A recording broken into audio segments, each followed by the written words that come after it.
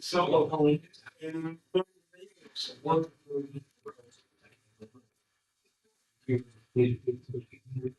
You want, yeah, that, this is in your. It's what it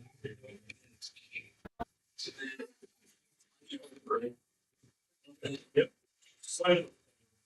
So those two, you're gonna need seven. Well, I mean, it's.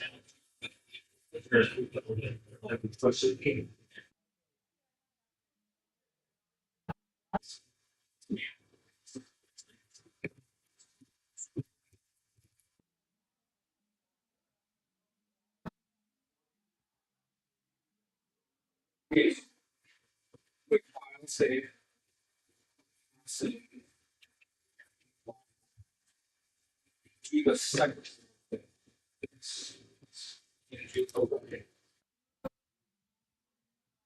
Okay. Each table. Each. So again.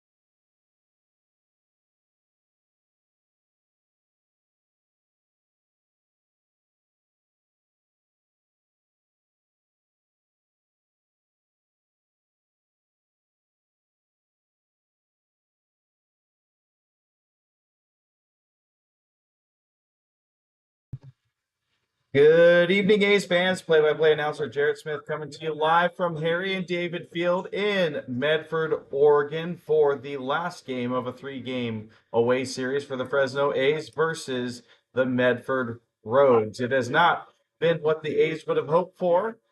2 losses Friday and Saturday. First one being a tough one. Rogues getting the game-winning run in the 8th inning, losing that one ultimately 4-3. And last night, the score was a bit, or the margin, let's say, was a bit bigger than the stat line would lead you to believe. 8-3 final score for the Rogues, just able to pull away, even though the A's kept getting hits and runners on base. And that really has been the story for the A's in this series. In between 2 games against the Rogues, 22. That's right, 22 runners left on base, and 15 out of those 22 have been in scoring position. And with those runners in scoring position, the A's hitting 5 for 27, equating to a 185 batting average. So they've had chances, and they just have not capitalized on them. And that has all led to still a winless road record, 0-5, with the getting swept in Humboldt and looking to avoid the sweep here tonight against the Rogues. Taking a look at the A's lineup, Tyson Miller lead things off per usual. He's been the standout, 5 for 9 in this series, and has also walked. George Smith batting second in tonight's game. Batting third, Ethan Wood. He is at DH instead of first base. First base duties will be Parker Cristall in the cleanup hole.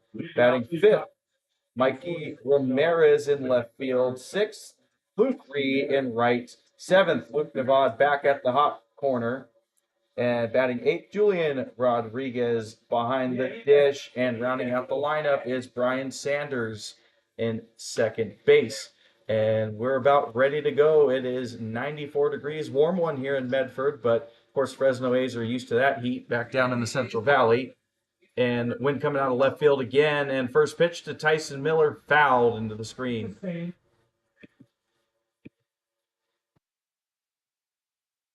As mentioned, Miller is hitting the ball very well this series. 5 hits total, all of them being singles, and he spread the ball around the field in left field, center field, and right field. Spreads that one, but foul next to third base coach Ben Jungbluff. 0-2 hole here for Miller, and the Rogues fans will be excited about that. Interesting thing here for the Rogues is they let the opposing coach pick who the spear strikeout batter will be. Coach White Featherston, with a smart choice, trying to play spoiler, picks Tyson Miller, who only has 4 strikeouts on the year. However, he has struck out once in each game this weekend.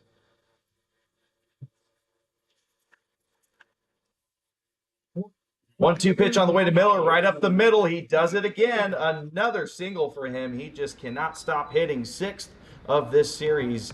Leadoff hit for the A's. Miller led off last night's game with a single. Does it again tonight. Brings up the shortstop, George Smith. Smith with a 3 for 10 this series thus far, and does have an RBI.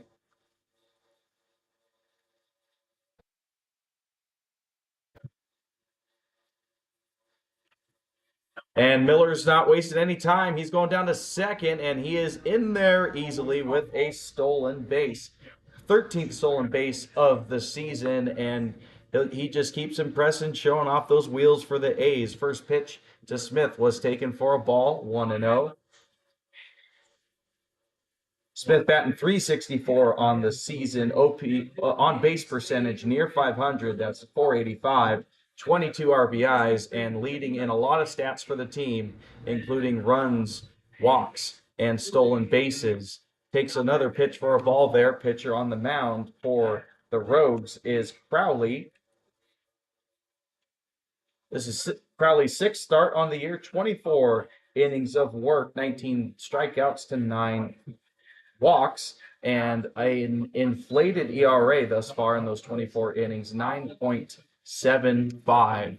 Smith in a favorable count here, 3-0. Crowley looking to get back into this count. Miller slowly creeping off a second, but not going anywhere. That's a 4-pitch walk for George Smith. As mentioned, he leads the teams in walks, gets another one there, and A's are in business early. Runners on first and second, no outs.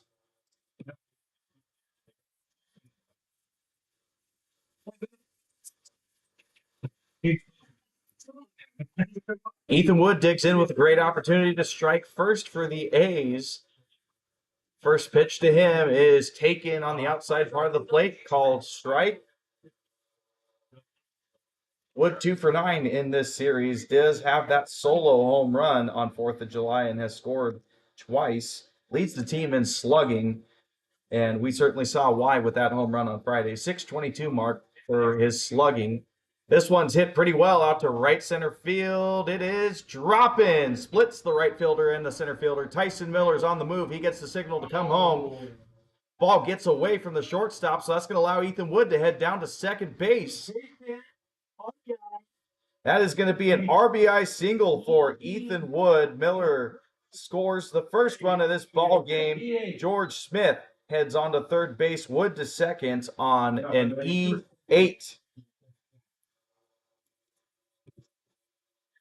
1-0 A's. Great start here, and they're already righting their wrongs on their hitting with runners in scoring position and leaving runners on base.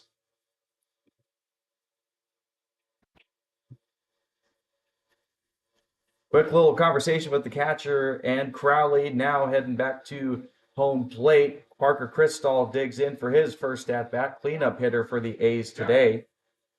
Got the start on Friday. Went 0-2. Did draw a walk. Crowley's first pitch to him misses outside for 1-0. Cristall batting 1 for 3 essentially on the year. .333 batting average. On base percentage over 500. 543. That leads the team. 18 RBIs. And Coach Wyatt Featherston really loading up that top half of the lineup. All the batters have a batting average of .333 or better, and an on base percentage well over 400. Crowley's 1-0 to Cristall, called a ball. 2-0.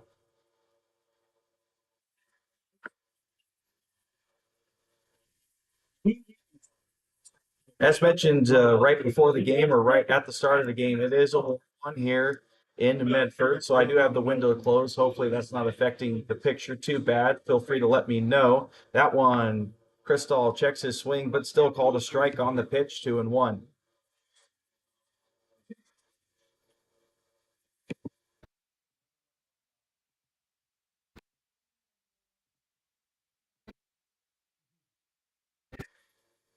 Crowley still searching for the first out of the game with the fourth batter up to the plate. His 2-1 pitch is outside. Good pick to stop that one from going to the backstop and keeping George Smith at third. But Cristall finds himself in a favorable count, 3-1.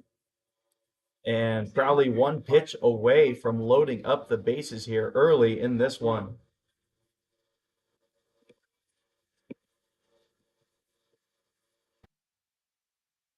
3-1 on the way, fouled into the screen. Count is now full.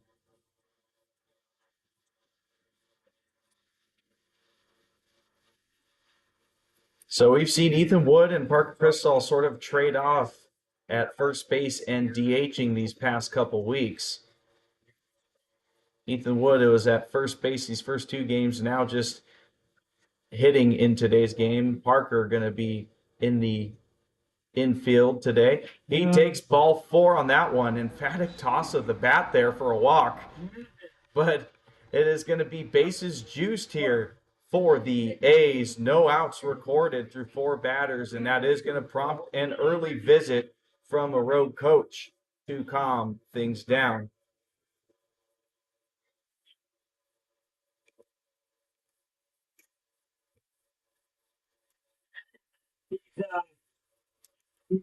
He's in 5 games with him at 27 runs. 5 games. in only 24 innings. All right, conference on the mound over, and we're going to take a look so far. It's a Tyson Miller single, George Smith walk, and Ethan Wood single that has created the first run of this game. Parker Cristall just walked. So Crowley has given up 2 hits and 2 walks so far, trying to settle things down against Mikey Ramirez. Ramirez leading the team in batting average this year, an outstanding 426 mark this far into the season. 2 for 9 in this series and has scored a run. Breaks in a pitch for strike 1, does Crowley. Ramirez getting on base well over half the time as well. 542 on base percentage and 22 RBIs on the year. 0-1 on the way to Ramirez. It's shot towards the right side of the field. Second baseman's going to go to 1 with that one. And Ramirez does his job, gets the ball in play, and cashes in. George Smith for run number 2 for the A's in the first inning. They're up 2-0. Now that right fielder Luke Reed.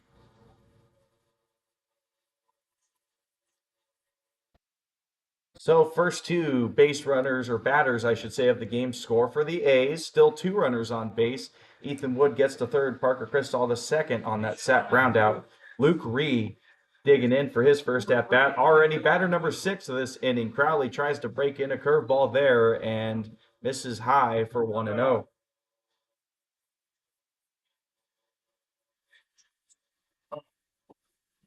Reed got the start last night in right field, starts in right field tonight as well, 2 for 5 in yesterday's game with 2 RBI hits and scored a run himself.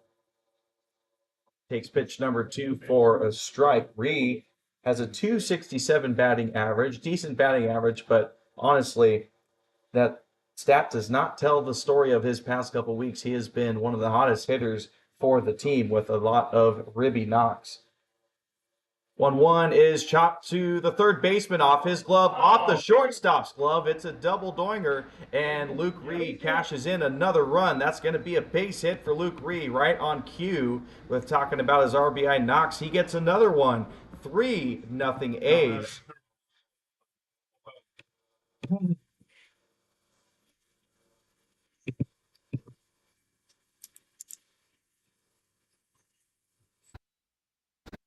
So Ethan Wood comes in to score. Parker Cristall at third, and Luke Reed, of course, at first base after his RBI base hit.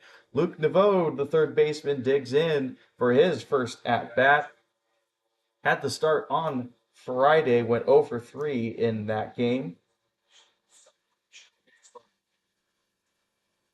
Pitch number 1 misses for a ball. Luke Nevode batting .267, just like Luke Reed. Higher on base percentage for him, though, .422. Has knocked in 20 runs in this season, and get this, he has shown a propensity for getting hit. Of course, a stat that he would not like to lead for the team, but he has been hit by a pitch 8 times this season, and Luke Reed finds himself in a pickle. Here comes Parker Cristall home. He's going to score. Luke Reed's going to be out on that, but he is able to draw the attention of the Rogues infielders and get Cristall in to score. 4-0 A's in this first inning.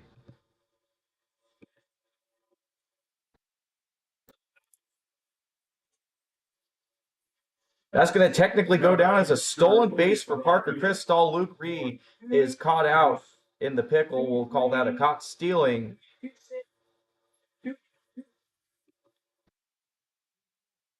So now 2 down, but 4-0 A's here. Great early start for them. Nevode sends this out to center field. Not going to be much trouble. And that is out number 3 on the fly out to center. But 7 batters come up to the plate for the A's. This is a welcome sight for sore eyes after the last 2 games, struggling to get runners in to score. 4 runs with the first 4 batters coming in to score. 3 hits in that inning. A's build a big advantage early in this one, 4-0.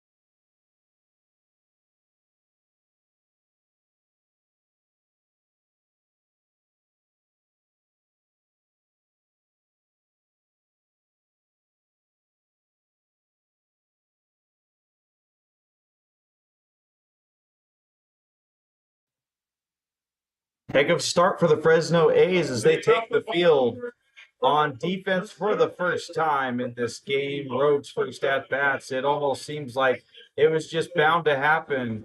A's just were somehow beating the average or the medium with just not being able to get runners in scoring position. They explode for 4 in the top half of this inning. And now Matthew Lopez will be digging in on the rubber on the pitching mound to try and hold that lead.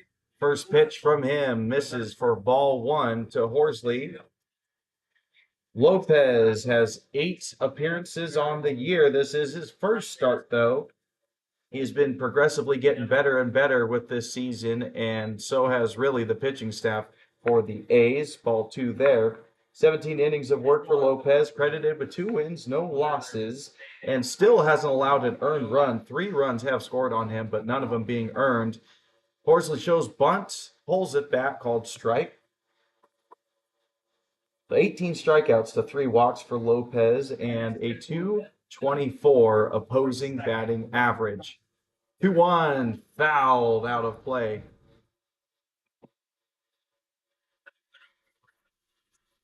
Flipping on the other side of this matchup, taking a look at Horsley. He was 1 for 3 in Friday's game. That's the only game he played so far this series. And on the year, 258 batting average and has drove in 20 RBIs. He takes that pitch high and inside, and Lopez has filled the count in his first at-bat. Looking for the payoff pitch against Horsley is Lopez. This one's chopped weakly up the middle. George Smith on the run, gets it on the hop, throws in time for out number 1. Smooth glove and play from the shortstop.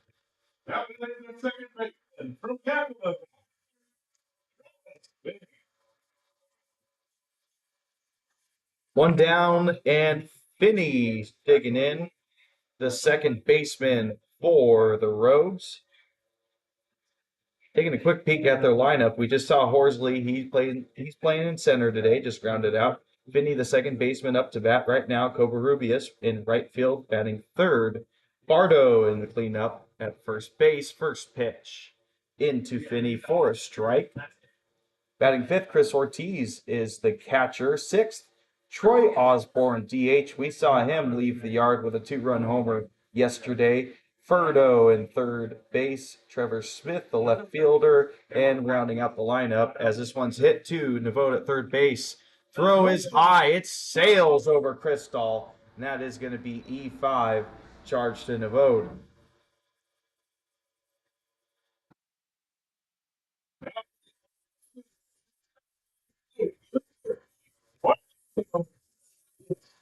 Well, Rogues have their first base runner of this game, courtesy of a sailed throw from the third baseman, Nevode. So 1 out, 1 runner on base. And Covarrubias, the right fielder, digging in.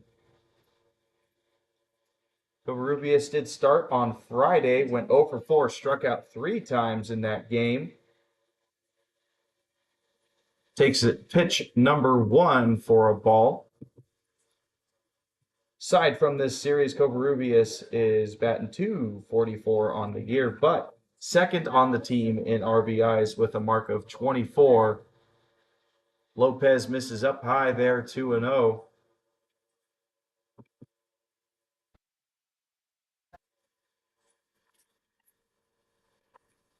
Keep an eye on Finney to see if he has any intentions on taking second base.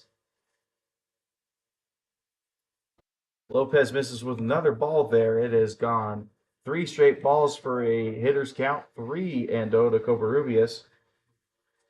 4 stolen bases on the year for Finney, so he can get it done, but doesn't seem to be inclined to steal a lot.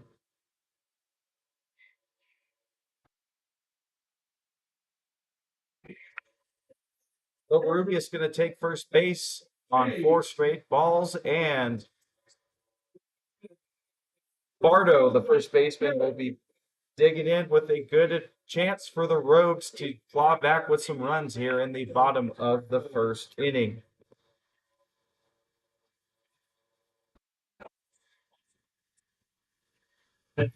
This one hit towards George Smith. He got it.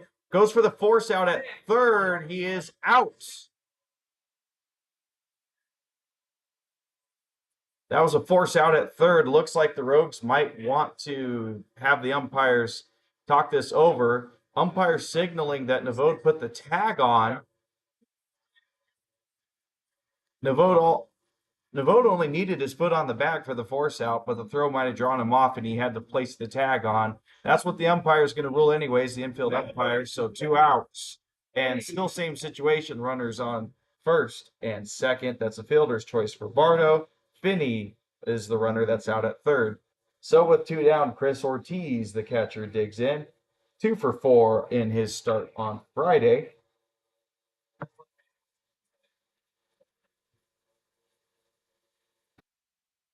First pitch breaks it in there for a strike. Ortiz was a good batting average on the year for the Rogues, batting .320 and getting on base close to half the time, .458 on base percentage. 0-1 pitch. Does not get the favor of the umpire there. Looked close, but must have missed outside for 1-1.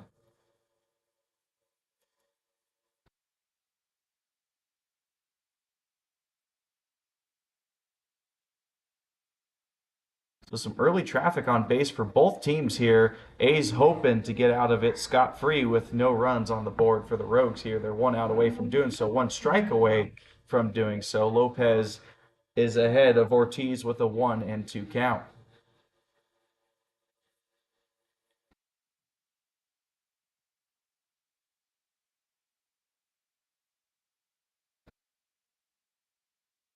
Taking a look at second is Lopez. Now comes home. Tried to work a slider in there. Misses inside. Ortiz shuffles out of the box to avoid getting hit. 2-2.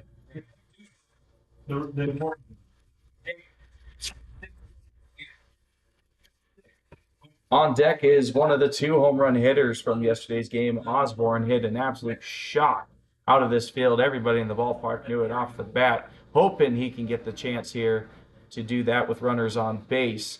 Ortiz with an emergency 2-strike hack to keep it alive.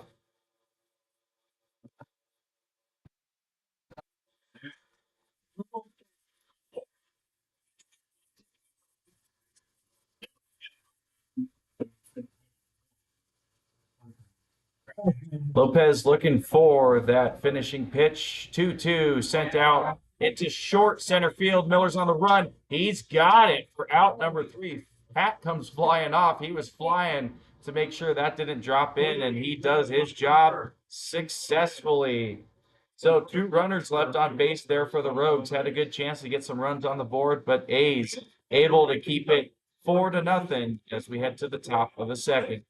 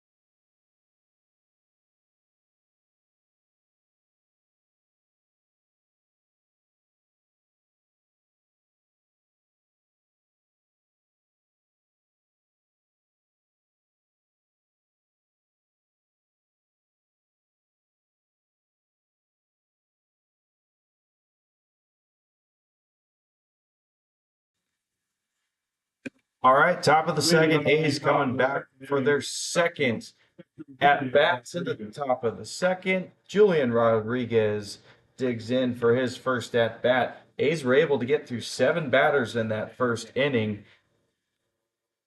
So Rodriguez, the 8th batter in the lineup, catcher for the A's, looking to start things out just like Tyson Miller did in the top of the first. Crowley looking for a much more efficient inning here. First pitch of his second inning breaks it in for strike 1.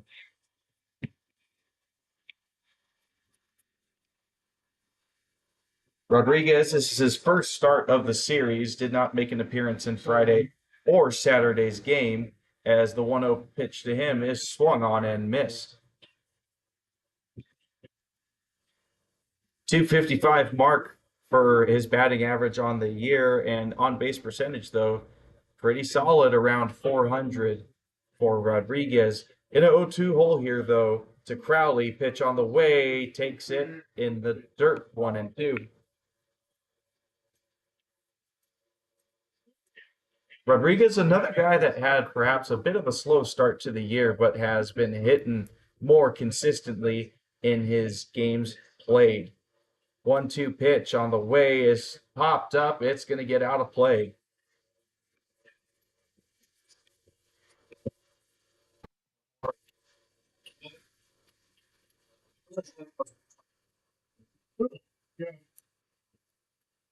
Rodriguez primarily playing catcher at this point of the season, but we did see him play some right field earlier on in the season before more players were able to arrive to play with the team later this summer. Rodriguez just fouled that one behind him to the backstop. It remains 1-2. Crowley still searching for that punch-out pitch.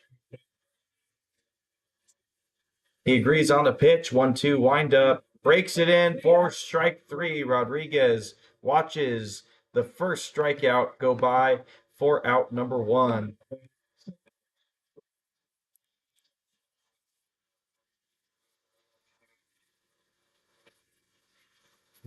So with one down, 9-hole hitter Brian Sanders comes up to the plate. Got the start yesterday at third base. Today is at second base. Solid night at the plate for him. Batted 2 for 4. Crowley's first pitch is taken for a strike.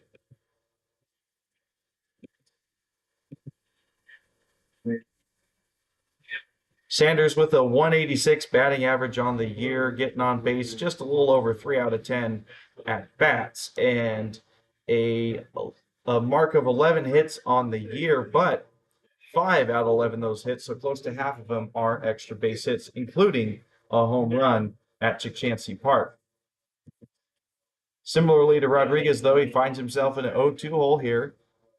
Probably looking to get 2 quick outs. And he does. Swing and a miss from Sanders. Quick 2 strikeouts here for Crowley. Much better start to this inning. And already working our way to the top of the lineup, Tyson Miller, the center fielder, for his second at bat. Miller led things off right for the A's last inning with a leadoff single, stole a base, and scored the first run. First pitch to him is chopped at foul.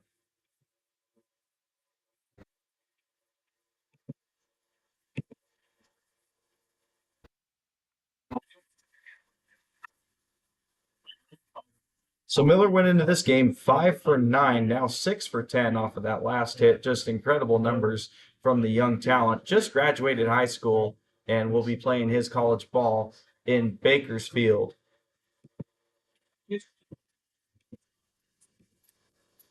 Watch that last pitch go by for 1-1, digging back in against Crowley.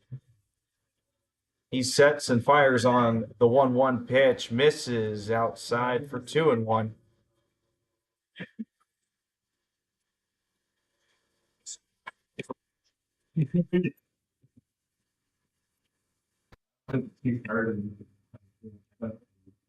Two-one pitch taken just outside. Catcher tried to do a frame job, but umpire doesn't give in. And Miller ahead in this count, 3-1. Good hitters count for him. We'll see if he tries to poke one. Pitch on the way, taken inside for ball 4. So Miller, 2 at-bats. Well, this one doesn't technically count as at-bat. Walk only counts as plate appearance. But anyways, 2 plate appearances, and he's gotten on base both times with a single and a walk. Third walk for Crowley already in 1 2/3 innings of work. We'll see if Miller plans on taking off for second base again. Stole a base last inning. George Smith worked a walk in his first at-bat, and he is digging in for a second time. Throw over to first, not in time. Miller able to get in there safely.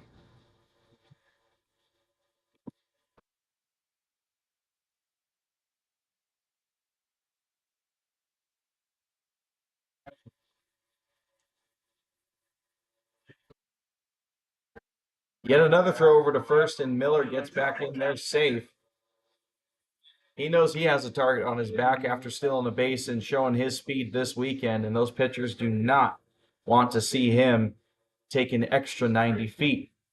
Takes a long look as he gets set towards Miller. We'll see if he chooses to go home this time. Yes, he does. Miller doesn't go, though, and Smith chops this one towards the Rogues dugout, 0-1.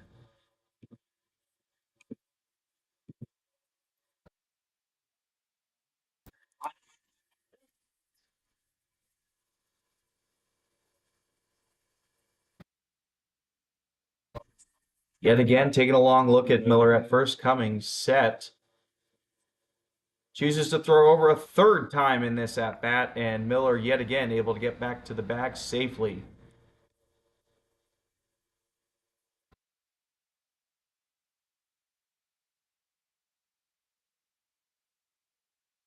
So Crowley gets set again.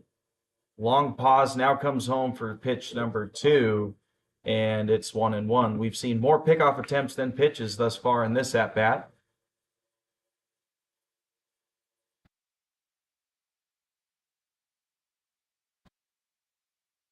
See when Miller decides to go. If he does, most likely he will take advantage of that speed. 13 stolen bases on the year. That one called a ball for 2-1 to George Smith. Hitters count here for him.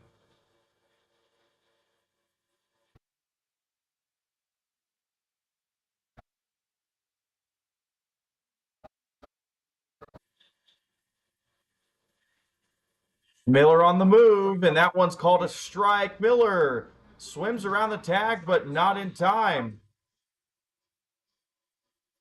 Looked like he tried to put the swim move on there, but unsuccessful.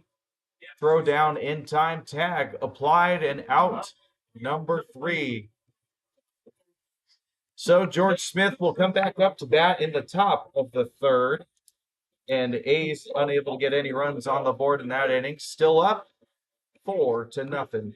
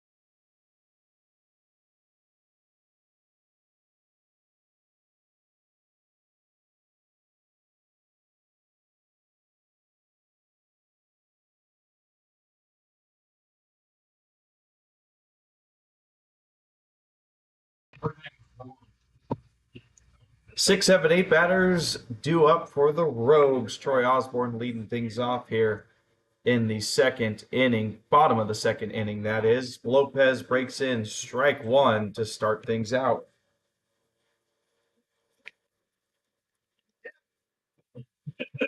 Osborne 2 for 7 in this series with 3 RBIs and has scored 3 times as well. And as mentioned in the last inning, had a mammoth home run in yesterday's game. Interesting to note here, though, 3 RBIs yesterday, 11 total on the year, so getting a good chunk of those in yesterday's ball game. But Rogue's certainly not going to complain about that. This one's fouled back into the screen, and Lopez is ahead 1-2.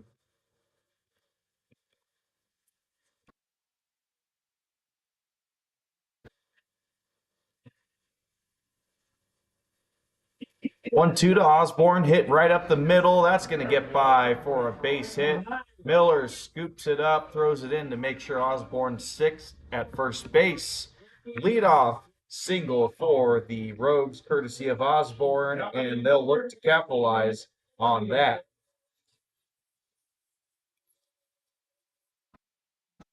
Mark Fedro digs in now for his first at bat, looking to move the traffic around the bases.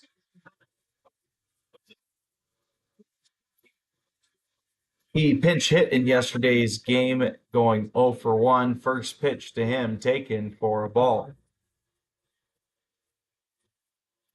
Overall on the year for him, 273 batting average, getting on base nearly at a 400 clip, and 11 RBIs for him as well. Pitch number 2 from Lopez misses up and outside for a 2-0 count.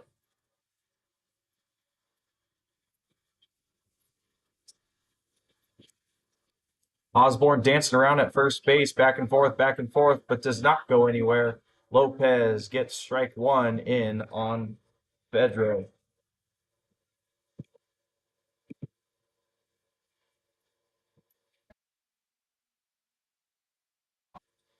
2-1 is hit out to deep center field, but Miller is able to park under it for out number 1. That sends Osborne back to first base. So long fly out leads to Trevor Smith digging in, the left fielder out of Washington State.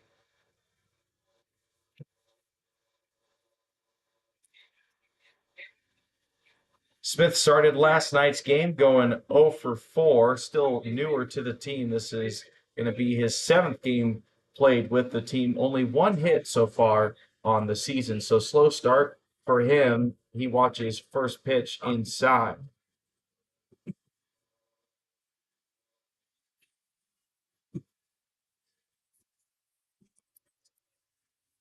Tell you what, with this collegiate baseball and the teams we play, we see a fair amount of D2 players, some D1 players, but Washington State, that is impressive for Trevor Smith.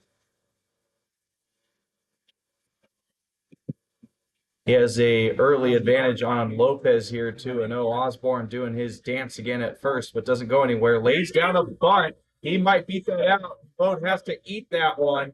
And it is first and second for the Rogues on a beautifully laid bunt by Trevor Smith.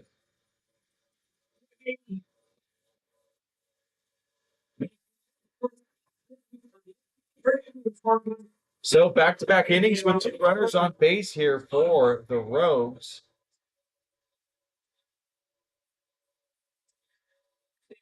And they are looking to cash in some runs here and try and draw back against the A's. They were able to do so on Friday. A's were up 2 runs twice in that game and ultimately gave up the win to the Rogues. First pitch, slider in for a strike.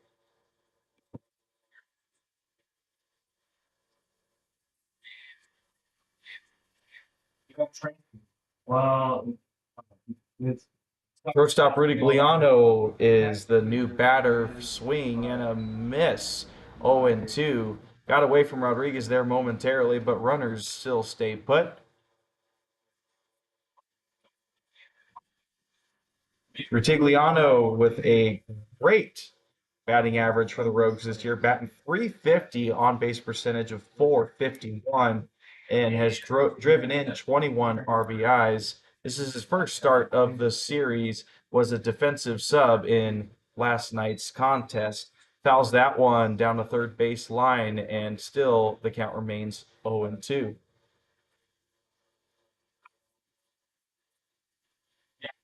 Gotta say, on a side note, I'm really impressed with the Rogues jerseys as well. It's been 3 games, 3 different jerseys. It's been an eventful weekend. Of course, wearing some nice 4th of July jerseys. Yesterday, Military Appreciation Night, and looks like they're wearing the regular jerseys today. Rutigliano hits this one out to left field for a base hit. That's going to score Osborne. Throw into third. Bounces off of Nevode's knee or leg, it looks like, but runners will not advance any further than that. Rutigliano, RBI double, cashes in Osborne for the Rogues' first run of the night.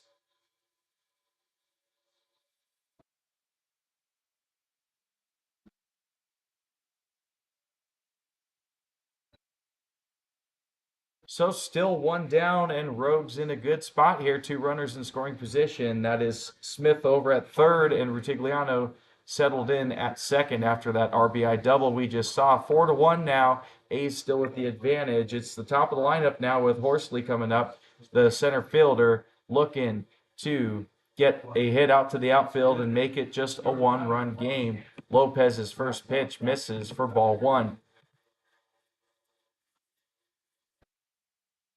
Horsley grounded to George Smith at short his first time up, this time swing and a foul into the screen, 1-1.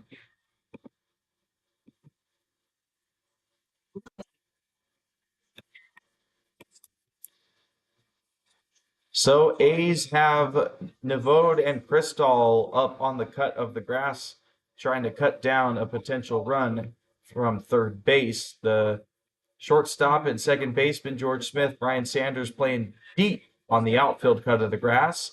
Lopez breaks this one in, and it's popped up high in center field. Miller on the run, going to try and crow hop this one. It's going to be a race to go home. Oh, it bounces off Rodriguez's glove, but he's going to throw it into third, and that's going to be out.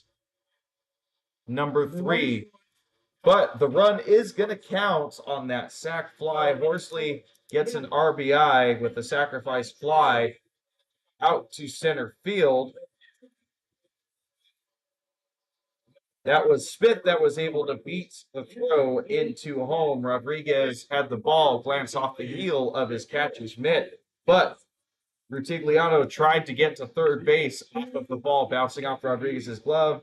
Does not end up happening, and that is 2 outs on 1 play. I guess a very unconventional double play, but Rogues able to get 2 back there in the bottom of the second. So we'll head to the top of the third. A's still up 2, looking to build on that lead.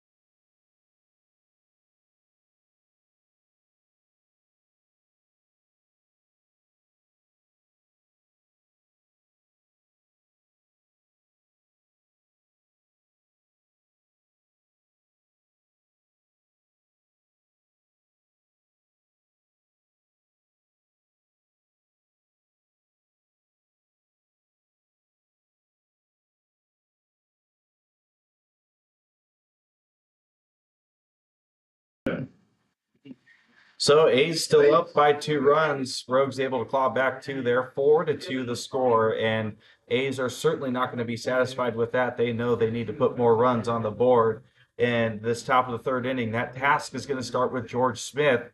Crowley breaks in ball 1 there, looked to be close.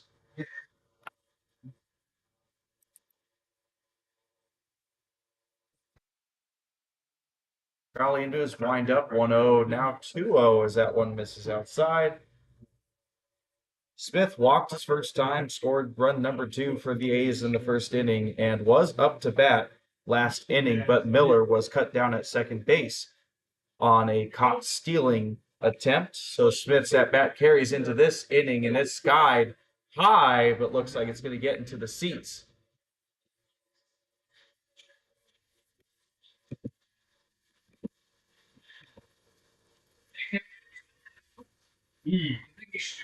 So now 2-1 is the count to Smith. Looking to be a leadoff base runner for the A's. They've done really well in this series at doing that. 7 out of 9 innings on Friday, they were able to get runners on with the leadoff batter. This one breaks into the zone, but a little too high, actually. 3-1. Taking a look at last night, though, they had, let's see, 1, 2, 3, looks to be 4 times they got the leadoff base runner on last night. So they've done a good job at that all series long, but just story of this series unable to cash in. They cashed in a big way in this first inning, but going to have to keep on producing to get a win against these Rogues. George Smith able to work a leadoff walk, so there's another leadoff base runner. 2 walks for him in this game thus far.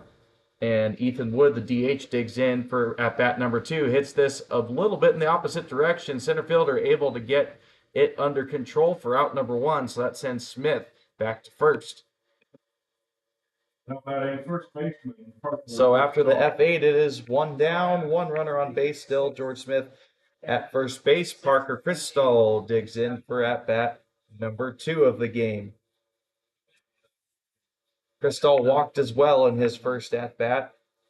Technically credited with a stolen base going from third to home. He took advantage of Luke Ree getting into a pickle in between first and second base. I'm sort of curious to see if Ree did that on purpose to try and manufacture another run. Either way, it works. And that is the 4th run that we see on that board. Parker takes first pitch strike from Crowley.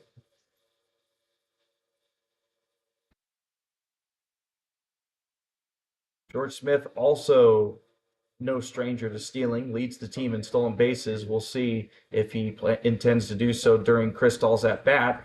Crystal takes a mighty hack at that one, but misses 0-2.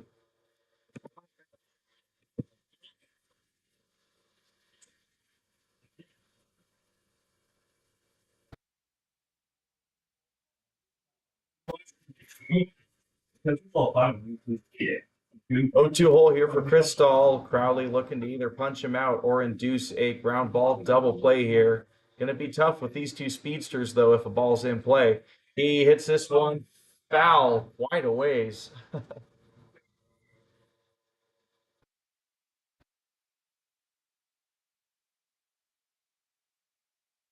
So still 0-2 count here for Crystal, looking to battle, but we've seen him do that a lot this season. He is never quite out of it, even if he gets down in a count. As mentioned in the first inning, an impressive on-base mark for him on the year. That number stands at 543. Of course, went up a little bit with that walk in the first inning, but essentially 550 on-base percentage on the year. Watches ball 1 upstairs.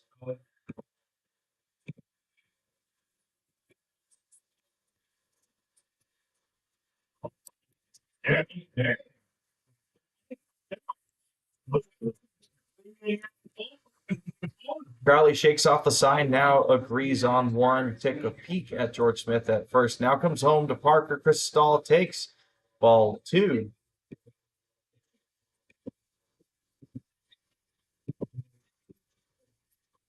So Crystal, as mentioned, is working that count, looking to manufacture something out of a 0-2 count.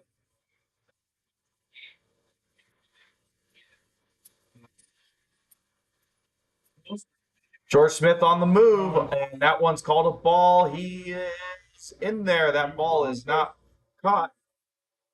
So a stolen base for George Smith, runner in scoring position now, and Crystal has been able to work the count. Full 3-2.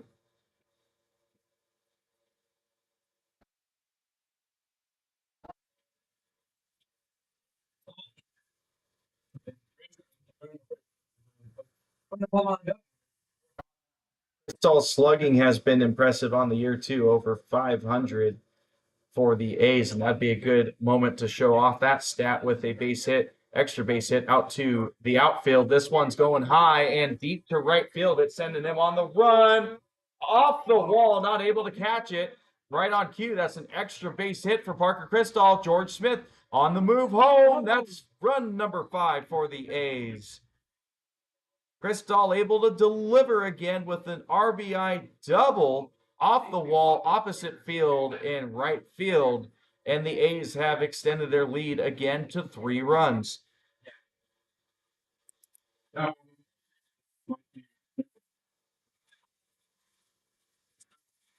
I love it. But they also And we also buy, Oscar for a lot of. So A's are in business early here. Still plenty of game to play, but they are bringing it tonight. They are hungry for a win against the Rogues. Crystal at second base with 1 out. Mikey Ramirez is the new batter. Pitch number 1 to him, called strike. Ramirez's first time up was able to hit a sacrifice round out to the second baseman. That one ended up cashing in George Smith.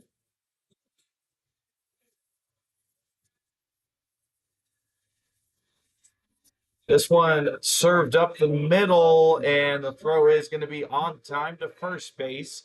That'll make it 2 down in this inning. Crystal able to move to third base, so run number 6 is 90 feet away, but it's going to take a base hit to cash him in with 2 down in this inning.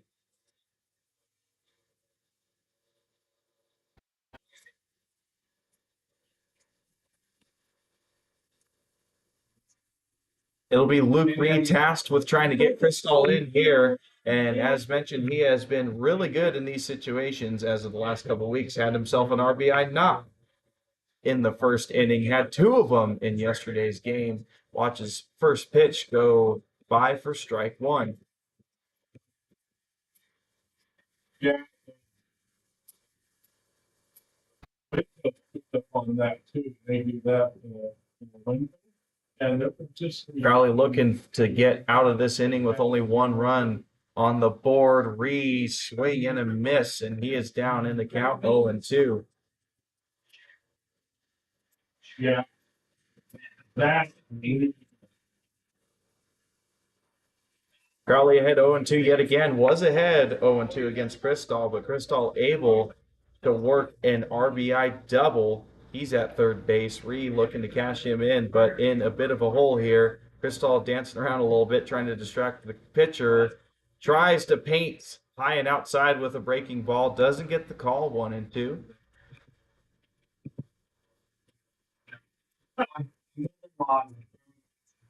Wind still blowing in from left field here. I've been told from the local commentator, play-by-play announcers, this one's fouled out of play, that it has been a bit of an unordinary wind direction for this season. Usually blowing from the west. It's been primarily favoring wind out of the north here, so that's been a bit of a challenge here for right-handed hitters.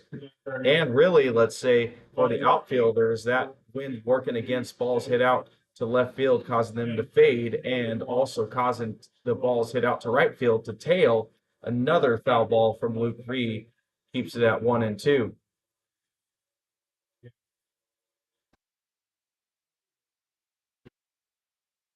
But wind was no trouble for the Rogues last night, able to hit 2 home runs out to left field, pretty much in the same spot. One of them below the scoreboard and one of them well over the scoreboard. Crowley's still looking for that punch-out pitch. Then the inning 1-2 pitch 3 is laced out to left field. It gets him on the run, backpedaling a little bit, but no trouble for out number 3. So A's able to get 1 back in the top of the third, courtesy of a Parker Crystal RBI double that cashes in George Smith after his leadoff walk. A's are now up 5-2.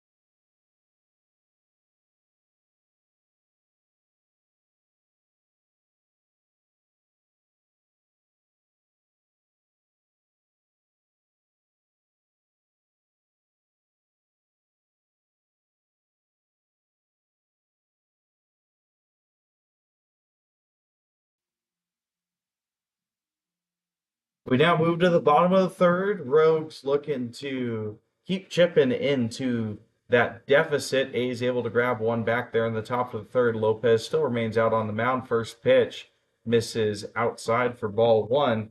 Leadoff batter here for the Rogues is Finney, the second baseman. He was able to reach first base on an errant throw from Luke Devode in the first inning. Pitch number 2 in the dirt. Early advantage to Finney, 2-0.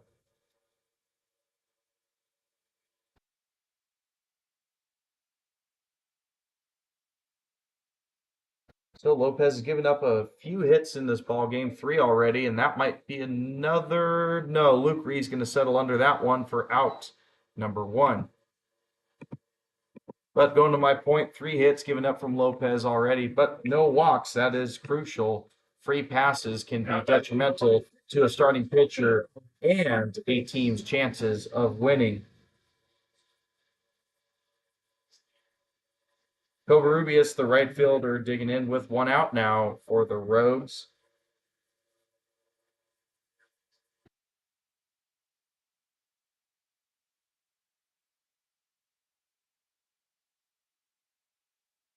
Covarrubias is able to get on base in the first inning, takes first pitch for a strike.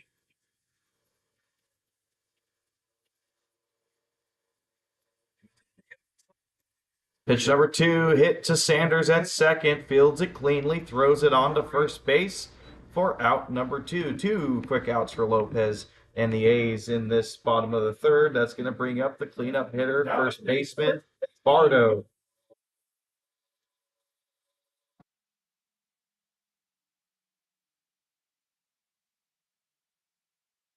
Bardo's first time up, he reached on a fielder's choice, caused Finney to be out at third base on an interesting play where George Smith threw it on over to Nevode at third base, but the throw took him off base. Should have just been an easy force out, but ended up having to reach out to make a tag to get him out. Nonetheless, good improvisation from Nevode. 1-1 is the count to start out. Bardo.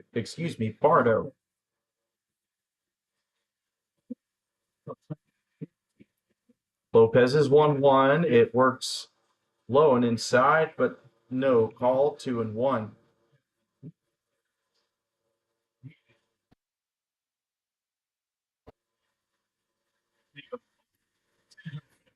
2-1 pitch. Lopez tries to break that in there, but no favor from the umpire. Looked to miss outside, and he is behind to Bardo 3-1.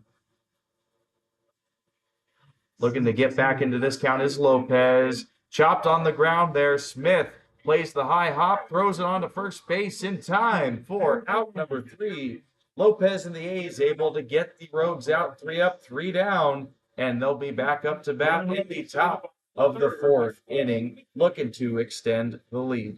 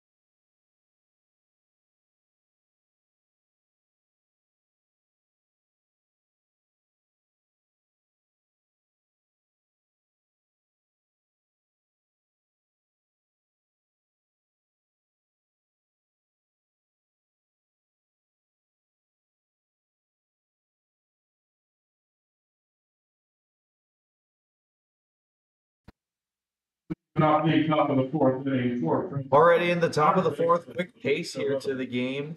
And Luke Nevode leading things off here for the Athletics. First time up for him. He flew out to center field.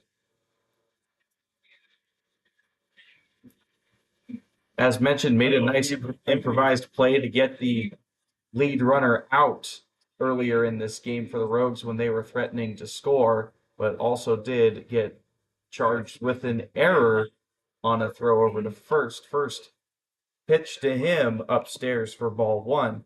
And let's fix that scoreboard. Sorry about that, folks. There we go. Scoreboard is correct. And last pitch to Nevode in there for a strike.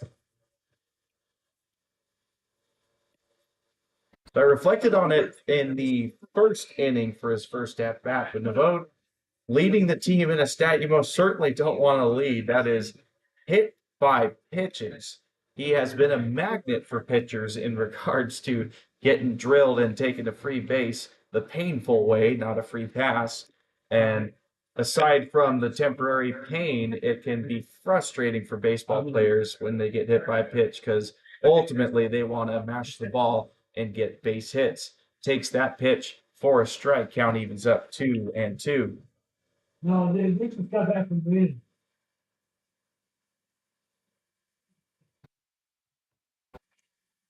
Crowley still working, looking for a fourth inning of work. 2-2 pitch onto Nevode. It breaks on the outside part of the plate. That looked to be a generous call from Crowley, but nonetheless, that is a backwards K for him. Nevode goes to sit down, one out in this inning. Third strikeout for Crowley in this game. And Julian Rodriguez, the catcher, comes up for at-bat number 2.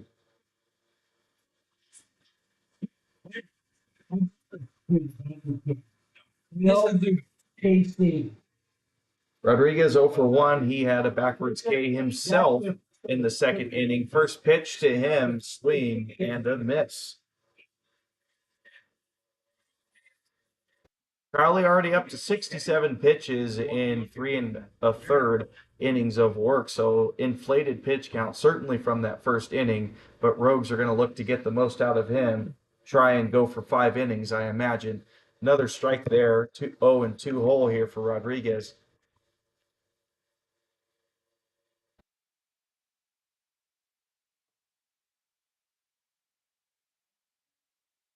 Crowley looking for his second strikeout in 2 at-bats versus Rodriguez. Has the advantage here. 0-2 pitch on the way. Drilled a mile down the line, but it's going to be foul. That certainly could have been extra base hits for Rodriguez, but just unable to keep it fair.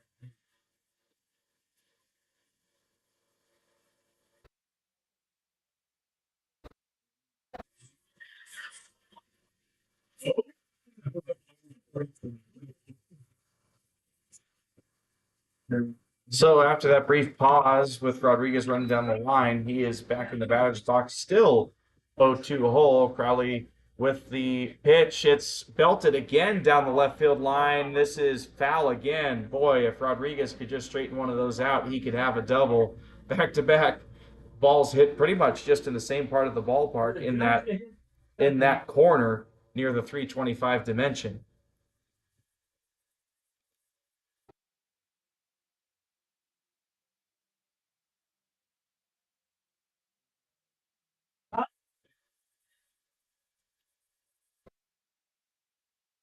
So perhaps 3 times the charm here for Rodriguez. 2 pretty well hit foul balls, line drives in the corner.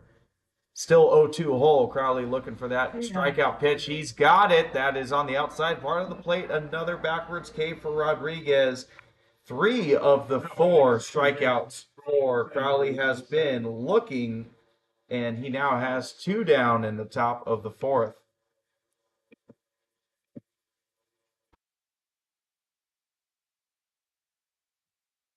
So with 2 down, the 9-hole hitter, second baseman Brian Sanders digs in. He was a strikeout victim of Crowley in the second inning. First pitch is a swing and a miss.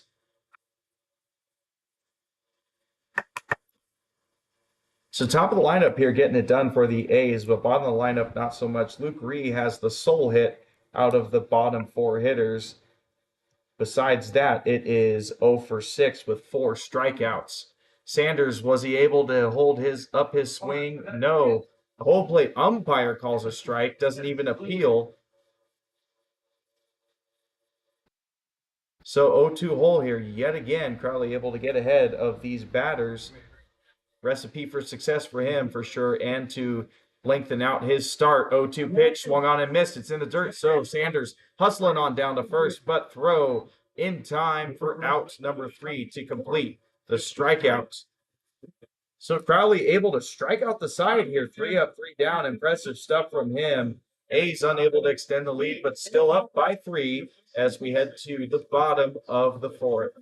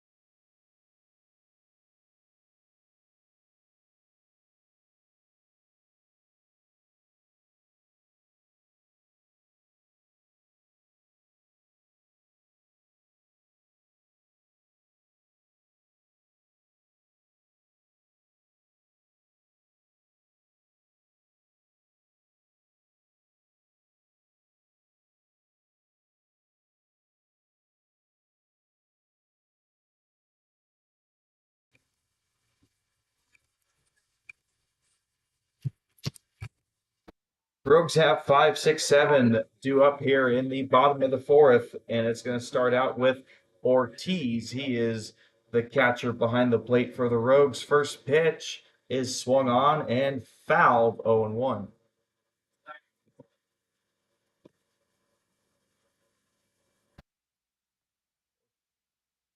Ortiz flew out to center field to start his night in the first inning, ended the first inning, as a matter of fact. Squeezes this one underneath Sanders' diving glove for a leadoff single.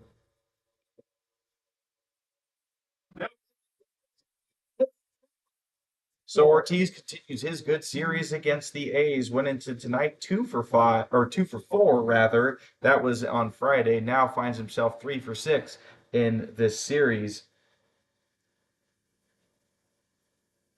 And second time the Rogues have started out a series, or this game, with a leadoff base runner. My apologies. As Ortiz is able to steal second base quite easily.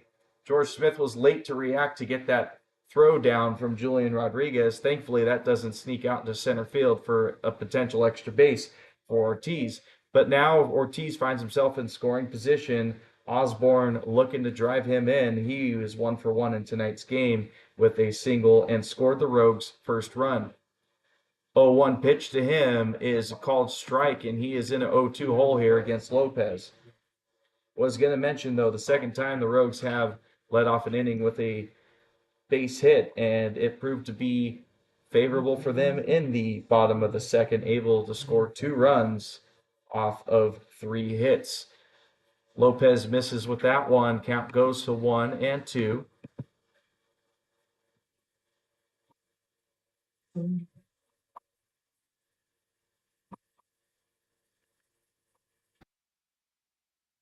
Lopez entered the innings with 48 pitches, solid pitch count for this part of the game. This one is chopped at. It is foul.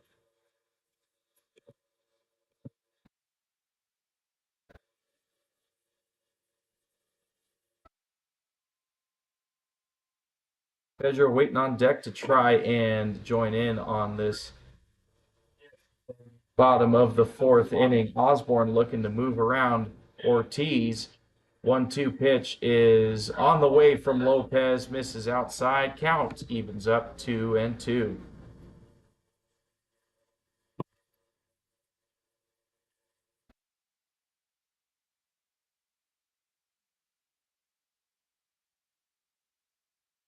Osborne showed off his pop last night and hoping to do so yet again in this situation, and he does. He gets it out to center field for a base hit. Miller's throw coming in. He is not going to be in time with it. Rodriguez has to come up on it to make sure it doesn't take a bad hop on him. And Osborne continuing to haunt the A's here. RBI single for him. Cashes in Ortiz. So it only takes 2 batters to get the 3rd run of the game for the Rogues. They've cut the deficit to 2 runs.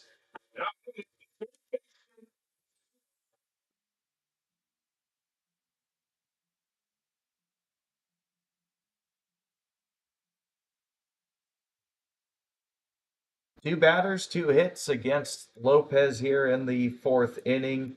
Fedro, the third baseman, coming up seeking his first one, flew out to center field in his first at bat. Lopez starts him out with a pitch upstairs, 1-0.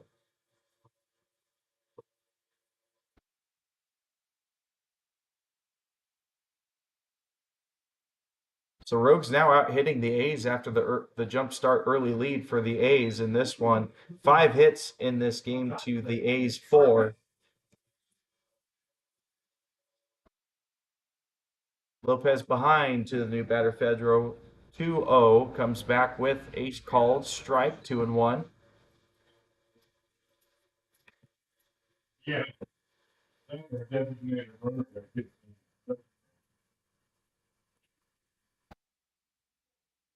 2-1 swung on and missed, and Lopez has bounced back from 2-0 to 2-2.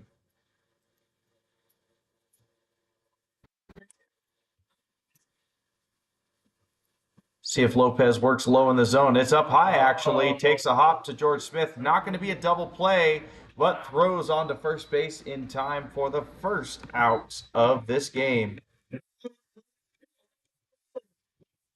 So Fedro grounds out, but still able to do his job, get the base runner over. Osborne now finds himself in scoring position, and Troy Smith coming up looking to cash him in.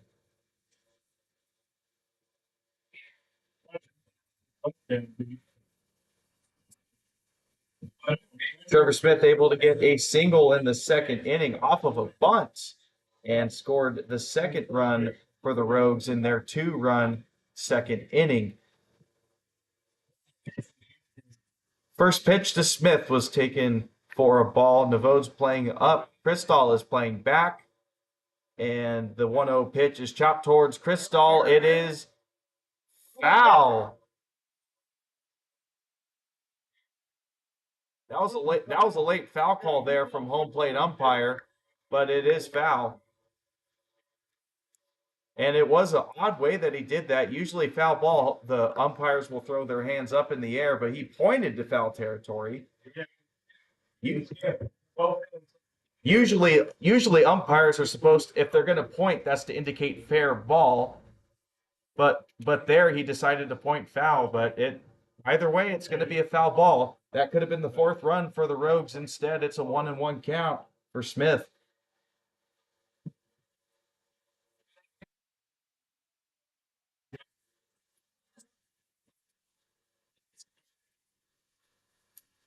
Lopez's 1-1 to Smith is high in the zone, 2-1.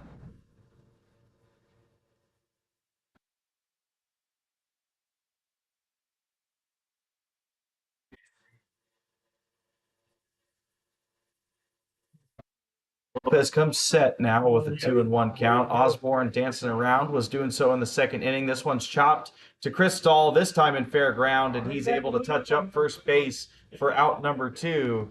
But Rogues are playing good baseball here, moving Osborne around the base. He went to second base on a ground out from Fedro and now gets to third base on a ground out from Smith.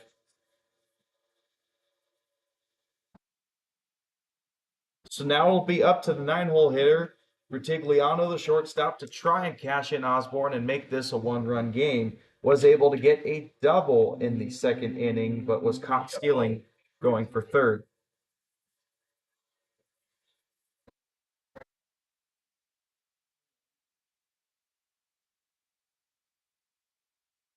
First pitch, Lopez starts him out with a strike, 0-1. Second pitch, breaks in a curveball and gets ahead quickly, 0-2.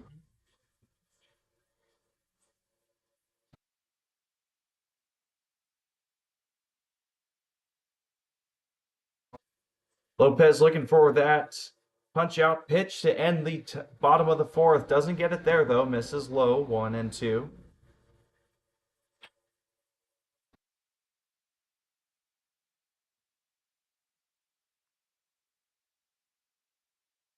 As his 1-2 here is chopped at, it is foul and gets out of play.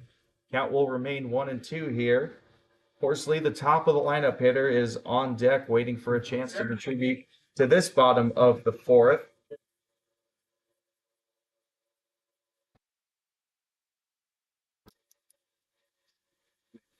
This one hit out well to left field. Foul ball, says the third base umpire.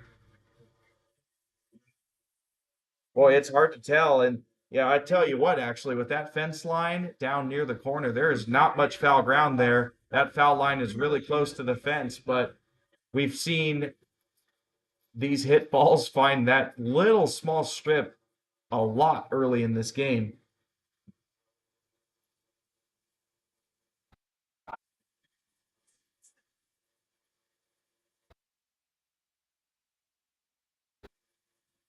So it remains 1-2 here. Lopez trying to finish off Rutigliano. He does right there. Strike 3. It's trapped in the glove, so no need to throw down to first.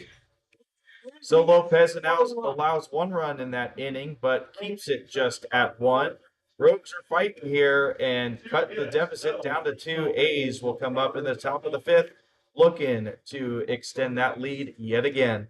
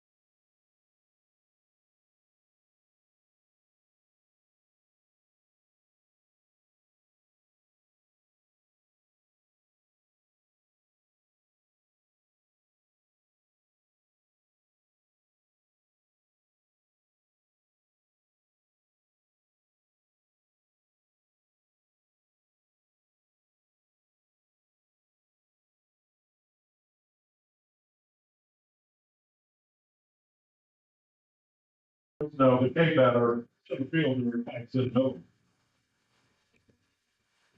All right, we're up at the top of the 4th, and speaking of top of the 4th, it's the top of the lineup for the A's. 1-2-3. Tyson Miller leads things off, and he takes a curveball first pitch in for a strike. Miller 1 for 1 on the day, led off this all this action in the ball game. As a matter of fact, top of the first batter with a single, stole a base and scored. In the second inning, able to work a walk, but was caught stealing that time. Pops this one way high into foul ground. First baseman on the run for it and made the catch, but the umpire says that he caught it and pinned it off the screen.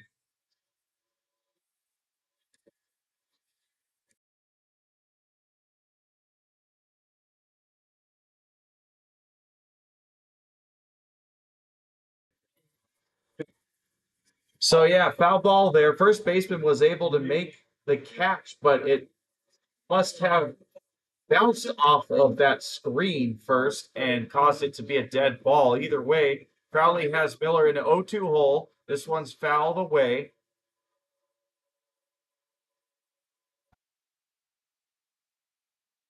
A little bit of action going on in the A's bullpen. We'll see if Lopez's night is done just after 4 innings, but his pitch count is still low enough for him to seek a 5th inning of work. Crowley's 0-2 pitch again upstairs there to Miller as the Rogues fans are chanting beer, beer, beer, hoping for him to strike out as he is tonight's beer batter.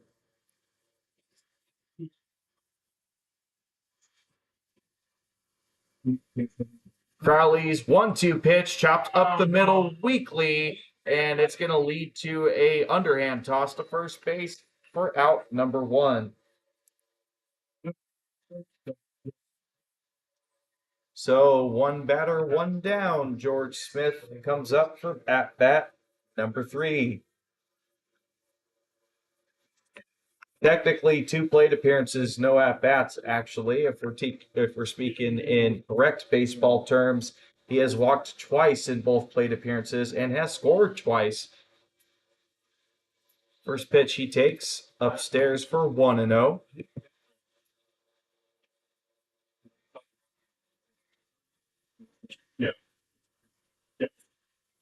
Pitch number 2 to Smith is another ball ahead, 2-0 here, and on his way to perhaps 3 walks in 3 plate appearances. Crowley's pitch count in the low 80s, 83, now make that 84. It's a foul ball, 2-1 count now to Smith. Would expect this to be Crowley's last inning. There is some action going on in the Rogues bullpen. As mentioned, action in the A's bullpen as well, so we might be seeing new pitchers for the A's coming up in the 6th inning. This one's hit well out to center field, but center fielder Horsley able to get a good jump on that one to record out number 2.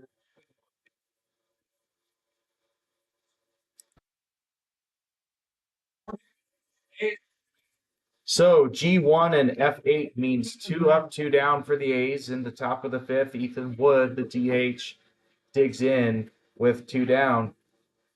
Had himself an RBI single in the 1st inning. Chops it up the middle, and there's another single for him. Takes a heck of a hop off of the lip of the infield grass cut, but doesn't cause any funky things to happen. It's a straight up single for Ethan Wood with 2 down. Second single of the day, and Parker Cristall now comes up.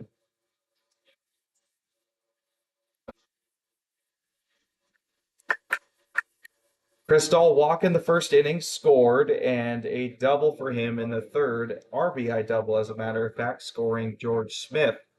Worked that at bat from an 0-2 count up to 2-2 and bounced one off the right field fence. First pitch to him, taken for a ball, 1-0.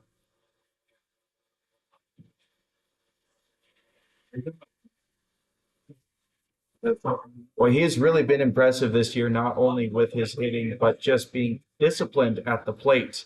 Rips this one, but it is foul.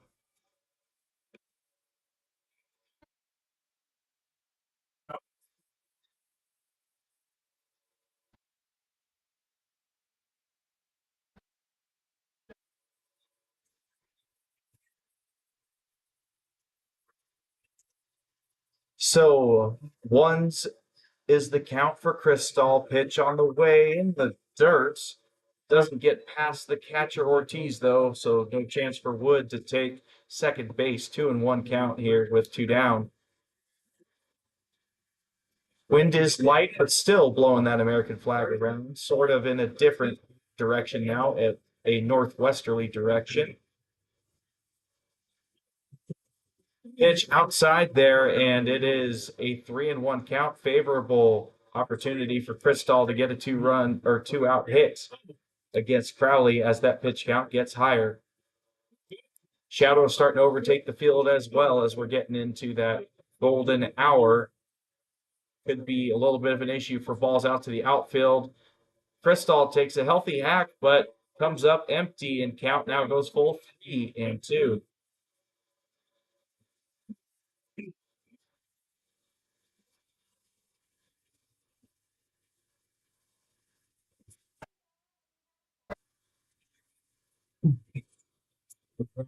Full count here. Crowley looking to end things on a high note for his outing. Wood is on the move, and it is just fouled off the back to the backstop, and we'll do it again on 3-2.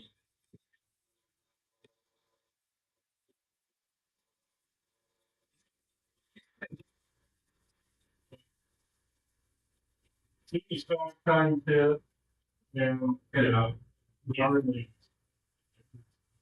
Crystal, one of 7 hitters on the A's to get a home run this season. 8 total for them. Ethan Wood, the runner at first base, is the one responsible for 2 of them. He's on the move again with a full count, but Crystal swings and misses. It is caught. No need to throw down to first. And that'll end the top of the 5th. So Ethan Wood able to work a 2-out single, but nothing doing there for the A's as Crystal strikes out to end this inning. We're halfway home in this ball game. A's still up 5-3. Rogues on the march trying to come back.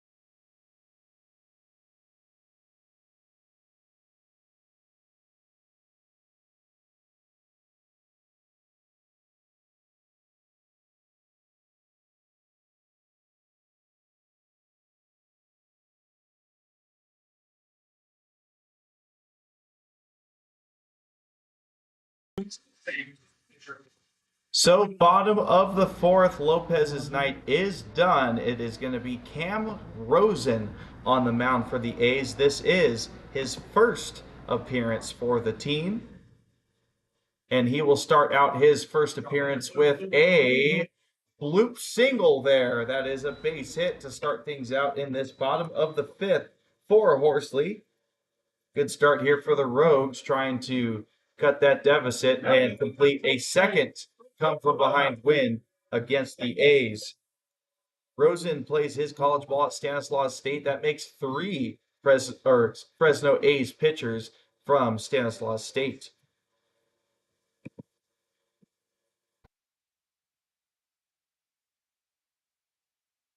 So no messing around there for Horsley. Takes the first pitch he sees for a base hit. And it is now a bunt that is laid down, but it's going to be foul.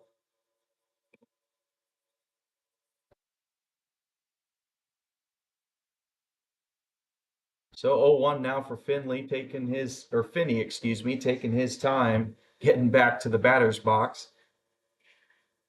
0 for 2 on the day for him, was able to reach on an error in the first inning, but flew out to right field in his second at bat. Overall on the year, though, for him, good batting average, 306 entering tonight's game, and good walk to strikeout ratio for him, 12 walks and only 4. Oh, that was close. Rosen caught Horsley leaning there, but still able to get back just in time to avoid being picked off.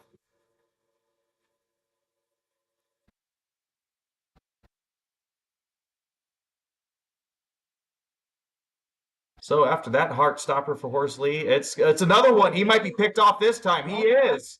He is. Wow, Rosen goes back-to-back pickoffs. Almost had him the first time. Gets him leaning the second time.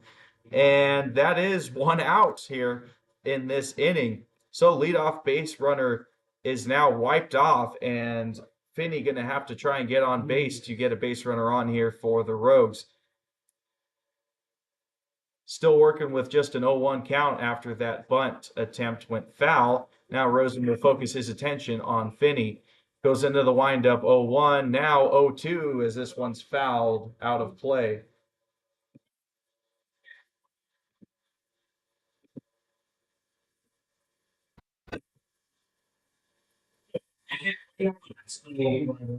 So went from a leadoff single to potentially getting 2 outs here really quick with the first 2 batters after that pickoff. 0-2 hole for Finney, but Rosen misses outside for 1 and 2.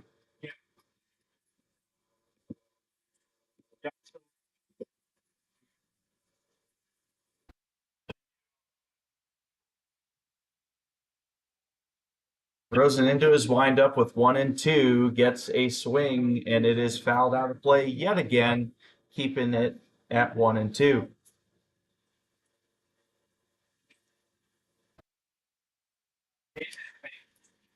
So getting back to completing my point about Finney, good strikeout to walk ratio, 12 walks to 4 strikeouts. So that is a 3-to-1 ratio, let's call it. Breaking ball from Rosen, walked off the mound, perhaps thinking he had strike 3, but it misses outside. Count evens up 2 and 2. So this is 15th game here for Finney, only 4 strikeouts. Good numbers there. And looking this count from 0 and 2 to 2 and 2, Rosen looking to finish him off. Another curveball. Finney fighting in this at bat, fouls that one.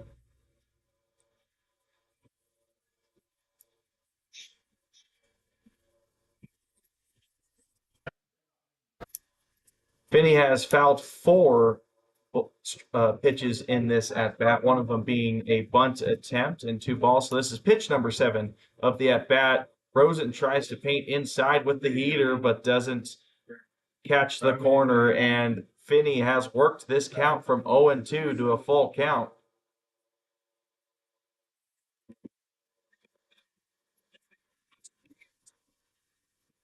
Finney, a couple head shakes no, now says yes, looking for the payoff pitch, and Finney spoils yet another one.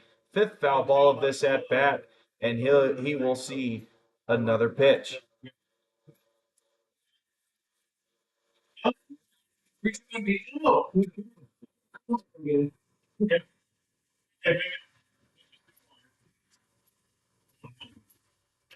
Get another 3-2, and it's taken for ball 4. That sure looked to be close. Rosen, I think, thought he had strike 3 walking off the mound, but instead it's ball 4.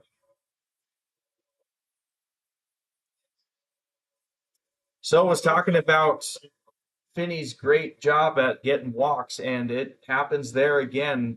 Great at bat for him, fouling and spoiling a lot of pitches to get on first base after Horsley got picked off during his at bat. So now it's 1 down, runner on first. Covarrubias, the right fielder, coming up for his 3rd at bat. First pitch is hit pretty well out to right field, but it's going to be just short at the warning track.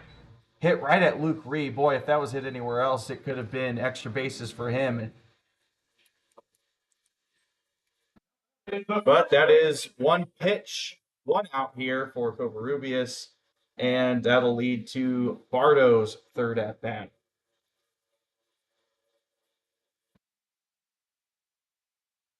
So Bardo digs in 0 for 2, fielder's choice, and a ground out to shortstop.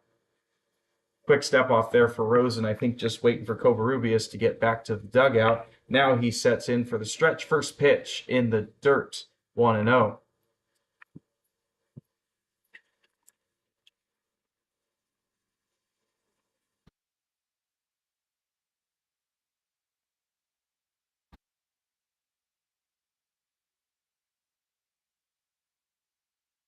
Bardo working with 1 hit so far. That was in the series, that is. That was yesterday, and was able to get an RBI on that hit, scored as well. He finds himself in a favorable count, 2-0 against Rosen. Couple peaks there at first base. Rosen now comes home and swing and a miss. Rodriguez fakes the back pick there. Was thinking about throwing it over to first, but decides to eat it. So Finney will stay put there at first base. Bardo in a 2-1 count now after the swing and a miss. Rosen goes over to first with a pickoff move. That one wasn't close. Gets back in there safe. That's a quick move there from Rosen, though.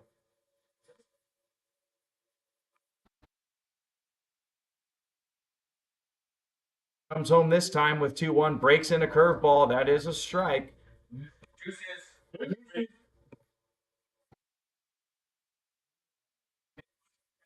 2 balls, 2 strikes, 2 outs. Rosen looking to finish things off in his first inning of work. Pitch on the way, runner on the move. It's safe and safe. They checked for Rodriguez, asked for an appeal. They go down to first base. It is no swing for Bardo, so the count goes full, and that is a stolen base for Finney. 5th on the year for him.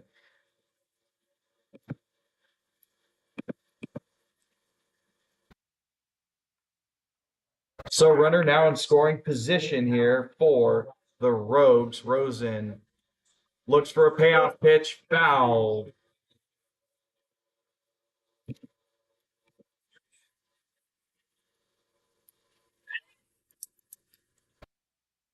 So aside from Covarrubias 1 pitch out on the fly out, these batters have been giving Rosen a bit of a hard time, fouling off a lot of pitches and eating up those pitches. 3-2 yet again. It's hit towards Sanders, but he doesn't really have to move. It's a line out for Bardo, and that ends this bottom of the 5th inning. Rogues able to get 2 runners on base. Horsley led things off with a single, but gets picked off after a back-to-back pickoff attempt from Rosen. Finney then works a walk, steals a base, gets to second base, but Rogues not able to cash him in. So still 5-3 A's as we head to the top of the 6th.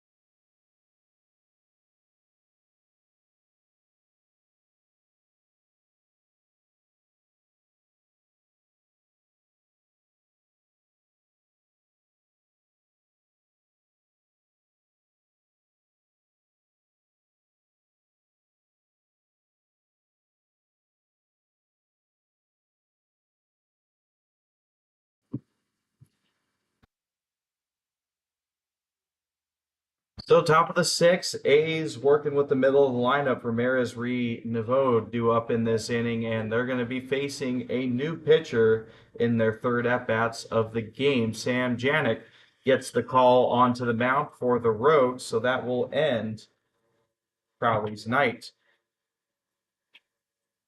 Taking a peek at Crowley's night, it is 5 innings pitched for him, 5 hits, 5 runs, all of them being earned. Did punch out 6, but a little bit of a high walk count for him, 4 free passes. So here's his first pitch of the game. Starts out Ramirez with a strike.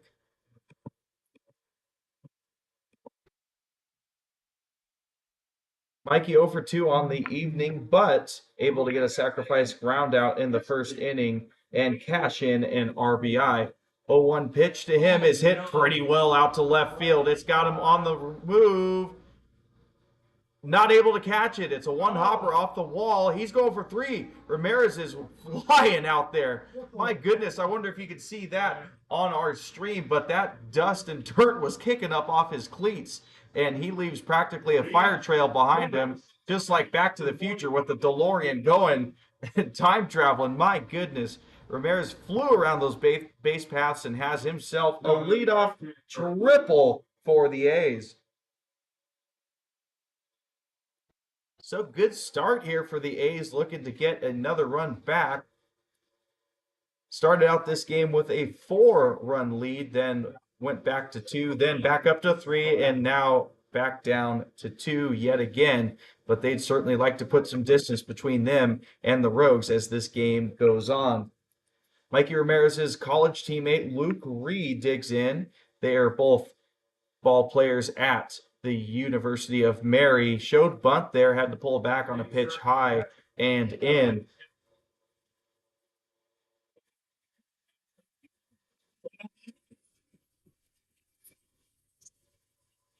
Janik says, yes, I'm good with that pitch. Comes back with pitch number 2. This one's inside but low this time, and it is a 2-0 advantage to Reed. Reed 1 for 2 on the day, worked a single in the first inning with an RBI. Did get caught stealing, but that caught stealing was a pickle and allowed Parker Cristall to score from third base for the 4th run of that first inning. He chops this one just foul of the third baseman for a 2-1 count.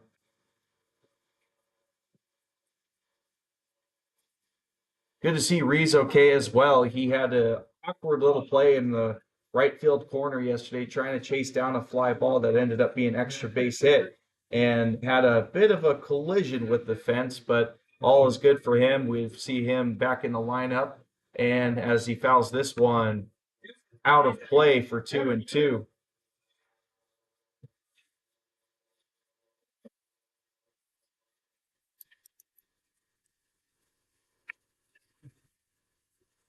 Got somebody running to the A's bullpen here. Not too sure if that's a new arm warming up. As the 2-2 pitch is swung on and missed from Reed. And that is first strikeout for Janik. 7 total from the Rogues pitchers. Out number 1 of this top of the 6th. Luke Nevode now digs in, looking to cash in Mikey Ramirez after an outstanding leadoff triple. Nevode 0 for 2 on the evening, flew out to center field and struck out looking in the 4th. Janik's first pitch is swung on and fouled down the right side, that is, 0-1.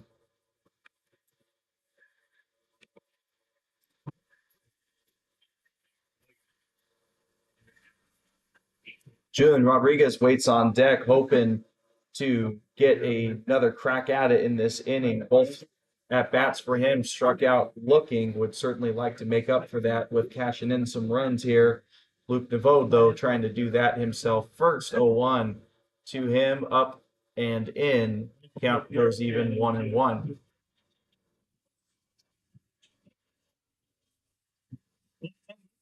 As this evening crawls on, the sun becoming a bit of a less of a factor, but still some light streaks there out in the outfield that could mess with the eyesight of those outfielders playing fly balls. Infield is in for this 1-1, and it is called a strike. Looks to be a bit high in the zone, but 1-2.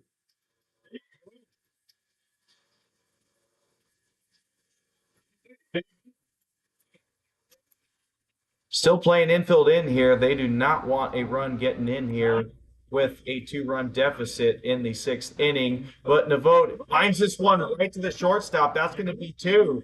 That's an inning-ending double play. So Luke Navode hits that right to the shortstop, catches it on the fly, catches Mikey Ramirez out to dry, and that is a fortuitous double play to end the inning for the Rogues after an RBI trip, or excuse me, a leadoff triple from Mikey Ramirez. So no runs come across for the A's in the end. It is still 5-3 as we head to the bottom half of the 6th.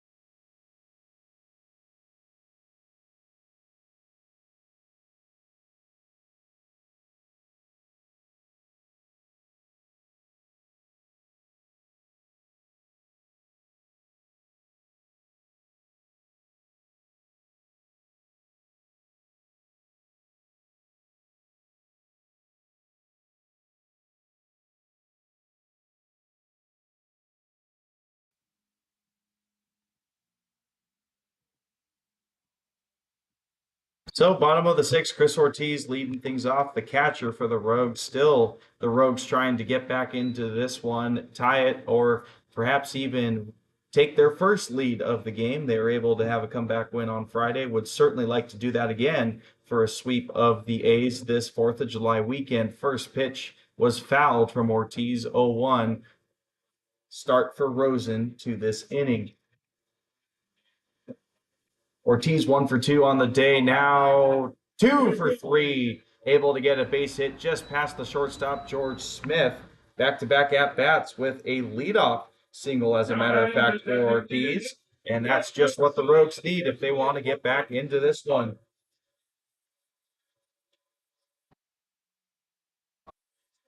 The DH Osborne digs in. He is 2 for 2 on the day. 2 singles for him. Scored the first run for the Rogues in the 2nd inning and had an RBI single in the 4th.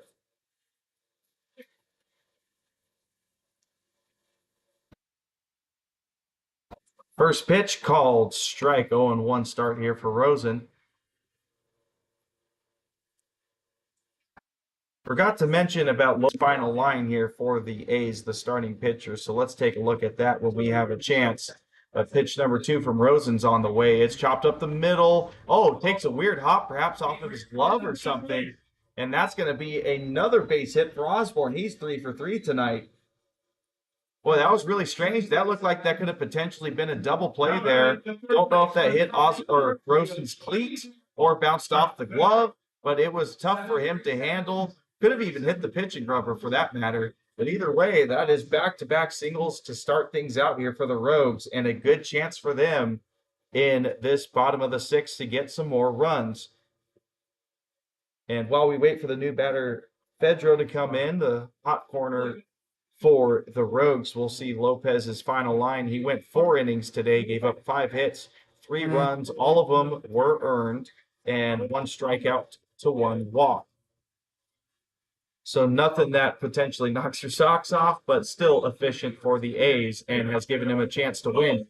Bunt on a high pitch in the zone. That's going to be Crystal that tags him out as Fedro was trying to get down to first base, but he does his job, bunts both of the runners over. Ortiz is at third.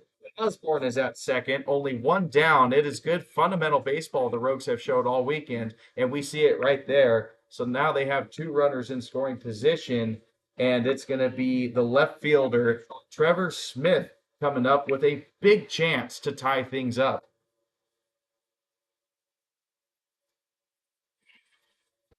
Smith is 1 for 2 on the evening, had a single in the second. That was on a bunt and a ground out to short. First pitch is bunted again, but this one is going to squirm foul. I got to tell you, I admire the Rogues play here. Small ball, it's not something that I advocate to see a lot, but it is something that is not utilized very much in the game of baseball anymore and can be very, very effective to the fundamentals of this great game. And the Rogues have shown it all series. They showed it right then with the Fedro bunt over to the right side of the field and find themselves in a great situation to potentially get at least one run, tie it up, or even take the lead here in the bottom of the sixth. But Rosen gets a head start on Smith in this at bat. 0-2 is the count for Smith. Rosen looking to finish him off. Here's the pitch. Up and in, 1-2.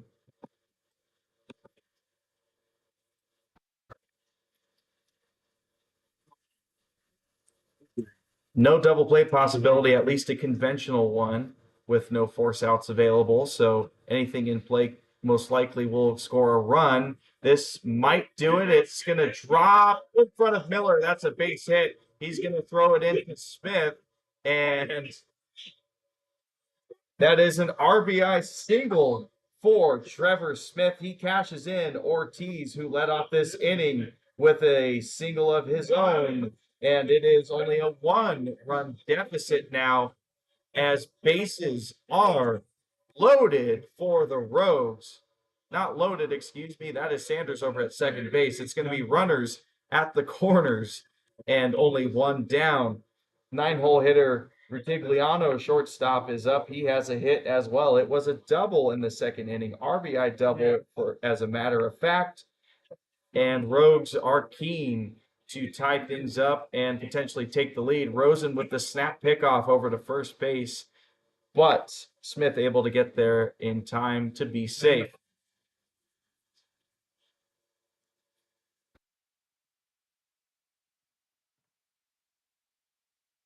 Rosen's first pitch, it's a bunt. It's down the third base line. Safety squeeze. Throws it in. Not in time. He's safe. And now they're going over to third. Nobody's covering third base. The Rogues are just eating the A's breakfast, lunch, and dinner right now with fundamental small ball. It is working out great for them. That was a fantastic safety squeeze from Rutigliano. Bunts it down the third base line. It causes Naveau to crash down. Rosen ends up getting the ball, throws it home, but it is not in time. The runner Osborne is safe. That ties up this game. And with Naveau crashing down to third, there's nobody covering third base. So Smith was able to take advantage of that and get to third base. So Rutigliano has himself a bunt single, and it's still the same situation with the score now tied. Runners on first and third with one down. This is all going to cause a visit on the mound. Might end up being actually a pitching change here as Coach White Featherston is out on the mound.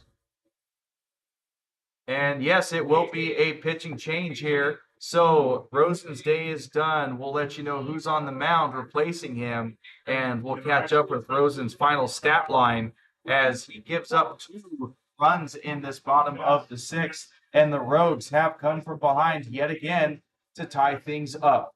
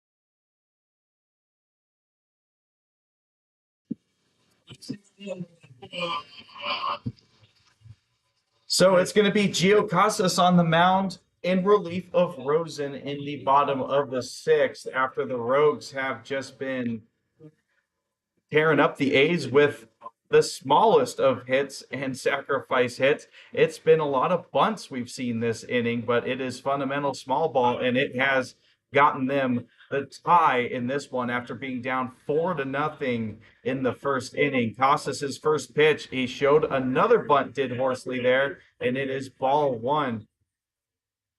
We'll see if the A's can adjust to this small ball that they are seeing, but so far it has not been favorable for them. Casas checks on the runner over at first. That's Rutigliano. He's in there safe.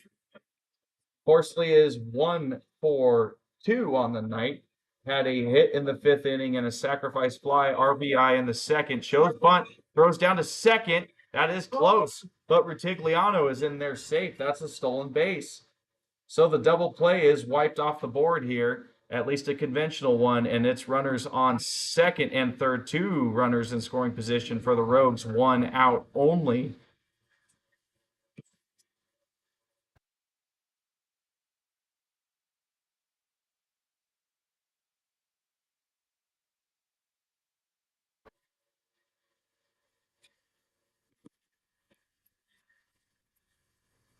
Casas is 1-1 to Horsley, is outside 2-1. Taking a look at Rosen's final line, he goes an inning and a third, gave up 4 hits, 2 runs, both earned. Didn't punch out a batter and walked 1. This one's fouled against the Athletics dugouts. 2 balls, 2 strikes to Horsley.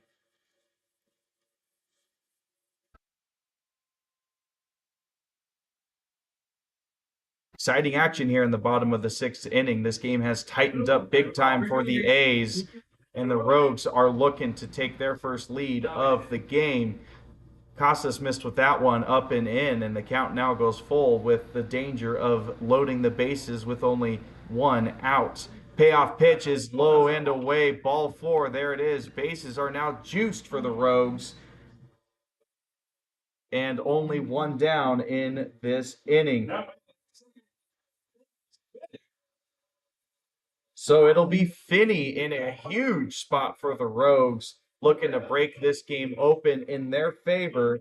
He is 0 for 2 on the day, reached on an error and walked. So he has gotten on base twice, stole a base as well. Just looking to get this ball in play in general. We'll see if the Rogues plan on playing a little more small ball here, but with bases loaded, they might just swing for the fences to try and get multiple runs in with Finney. Casas starts out Finney with a 1-0 count. Now it is 2-0 as he misses outside. There's nowhere to put Finney. So if there a walk occurs, that is going to be the go-ahead run for the Rogues in their first lead of the night. There is a warm-up going on in the Rogues bullpen. This one's fouled back 2-1. So this elongated 6th inning, whenever it ends for the Rogues in their offensive half, we'll see if Janik continues or if the guy warming up in the bullpen comes in for relief. 2-1 is the count here to Finney. Casas comes home. It's hit up the middle. Sanders is off the top of his glove. That's a base hit. The go-ahead run's coming in. They throw to third. He is out. Looked to be really close, but Sanders able to make the best out of it after it pops off his glove. Gets the out at third base, so it is 2 down. Going to be ruled as a fielder's choice, actually. So no hit there for Finney, but he still drives in a run, as that is Smith that comes in to score. And the Rogues have taken their first lead of this ball game.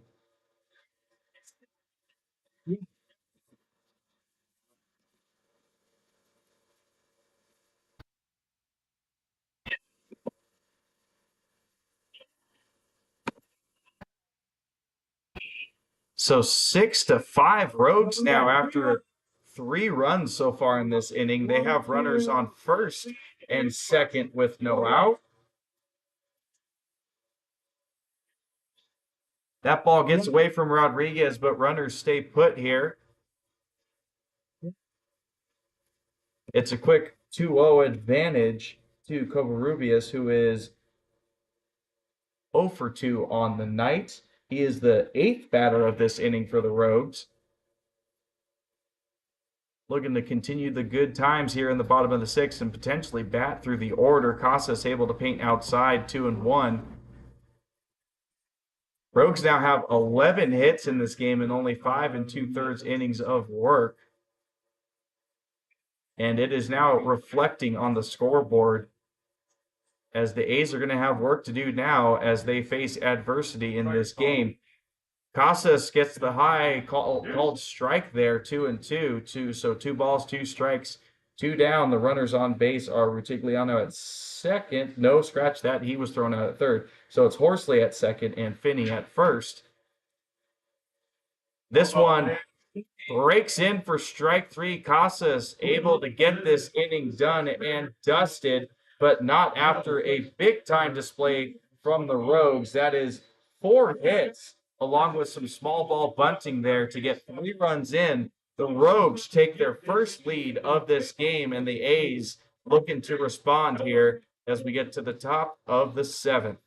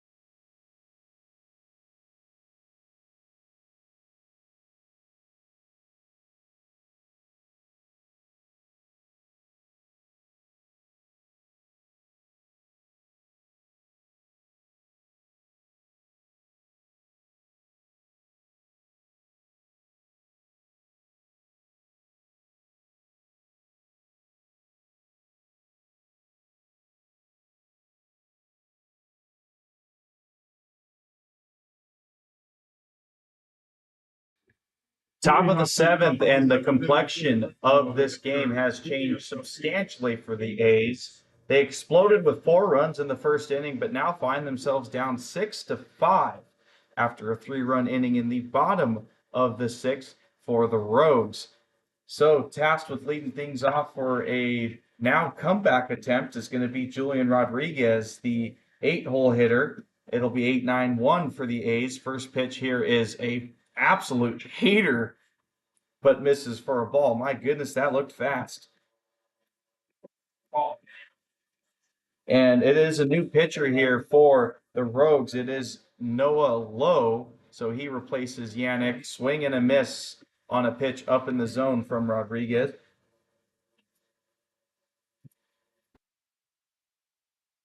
So Yannick only goes 1 inning, allows 1 hit, and strikes out 1, but no runs allowed is the most important stat there. 1-1 pitch from Lowe is off speed and popped a mile high in the air, but looks like it's going to get out of play. Rodriguez finds himself down 1-2.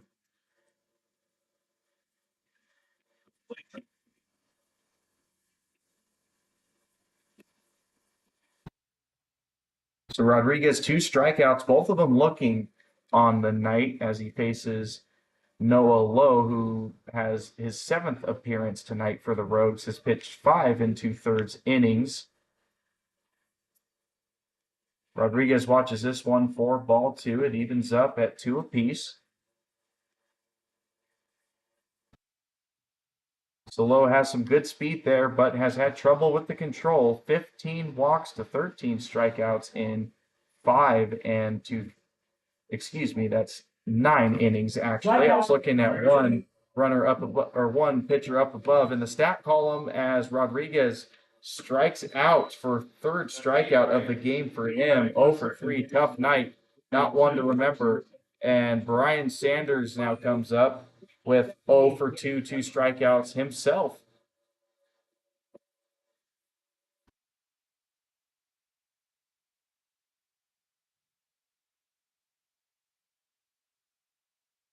So it's actually 9+ innings for Lowe on the year, which means he started 1 inning but was unable to record an out. But still, the walks are 15 to 13 strikeouts, so a bit of a high count there, looking to settle that down here against the A's. So far, so good, though, with that strikeout against Rodriguez. Looking to do the same to Sanders. Gets that one, looked to be low and inside, evens up the count, 1-1. Rogues able to get a good amount of strikeouts against the A's tonight. They have 8 strikeouts on the night, as opposed to the A's, who have only struck out the Rogues twice. Misses outside, 2-1 for Sanders. So quite the opposite from the start of this series. Cooper King got the start for the A's on Friday, fanned 12 on his own through 6 innings of work, and only 2 between 3 pitchers for the A's through 6 innings tonight. Another blistering fastball there from Lau, but it misses low and perhaps outside, and Sanders is in a favorable 3-1 count.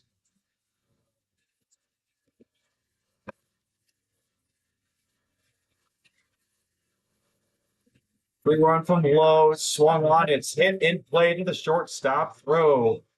Pulls the first baseman off the bag, it looked like, but no, it's going to be an out call. Able to keep that foot on just enough, and that is out. Number 2.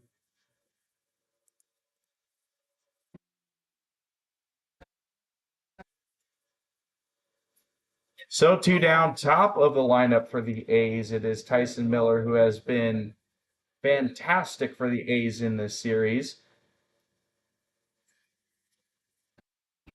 Hits in all 3 games this series. 3 on Friday, 2 yesterday, and 1 today. First pitch taken for a ball in his 4th plate appearance of the game. He got a single in the first, scored the first run of the game, walked in the second, and grounded out to the pitcher his 3rd time up. Tries to check his swing. Looks like the call is a strike on the pitch anyways, 1-1.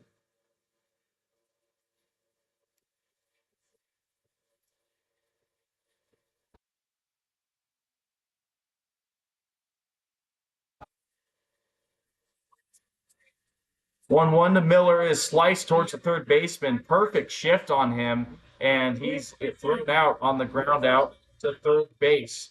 So a quick 1-2-3 inning for Lowe here gets the 8-9-1 hitters out in order, and the A's are still down 1 as we get to the bottom of the 7th, and we are gonna take our 7th inning stretch.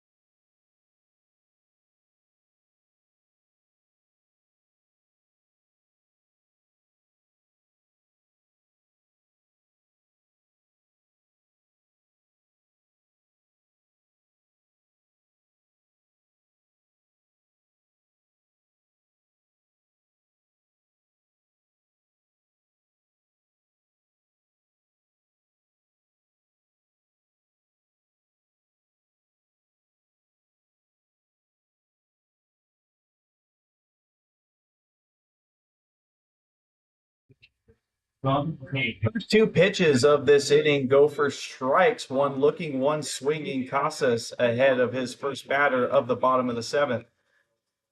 0-2 now the count. It is going to be Bardo, the leadoff hitter of this half of the inning.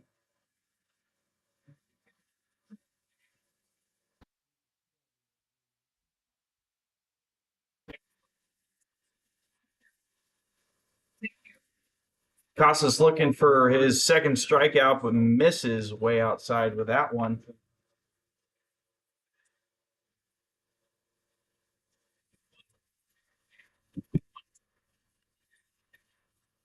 So Rogues have just absolutely chipped away at this lead, and this one sent a mile high out to left field. It's got Ramirez back on the run. He's watching it go over the wall. That is a home run from the cleanup hitter, first baseman Bardo for the Rogues, and they add on to this lead 7-5 Rogues.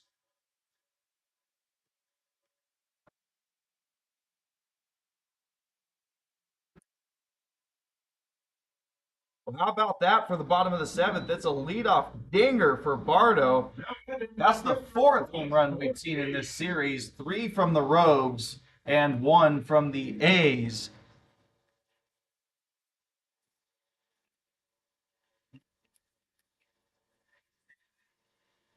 That looks to be the first home run of the season for Bardo, and a good time for it to get another insurance run. Now the lead is 2, and Ortiz, the catcher, digs in. He hits this one a mile high in the air. Crystal's parked under it right at first base. He's got it for out number 1.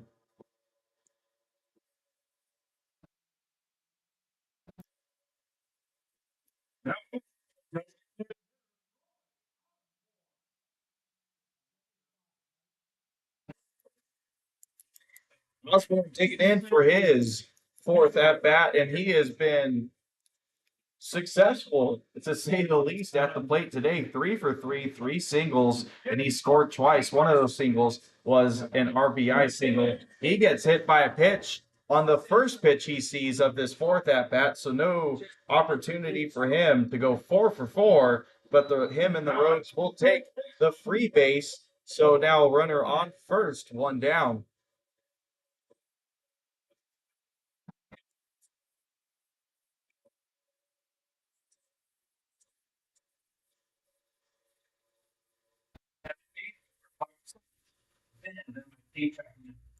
First pitch yanked outside, ball 1 to the new batter, Fedro, third baseman for the Rogues. 0 for 3 on the night, a fly out and 2 ground outs. Pitch number 2 gets the inside part of the plate. Count evens up at 1 apiece.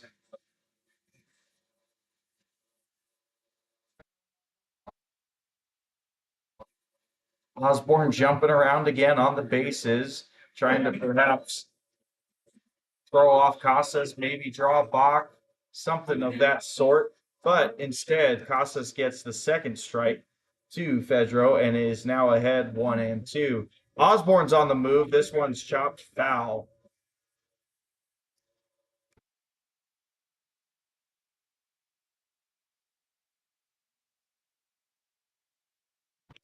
So Casas will try again on 1-2. That'll be second attempt at that after Fedro able to spoil that pitch for a foul ball. Osborne stays this time, and yet another spoiler. No, it's a strikeout. Looked like it might have hit his bat, but no, it was a strikeout. Got away from Rodriguez, but with less than 2 outs and a runner occupying first base, it is an automatic out.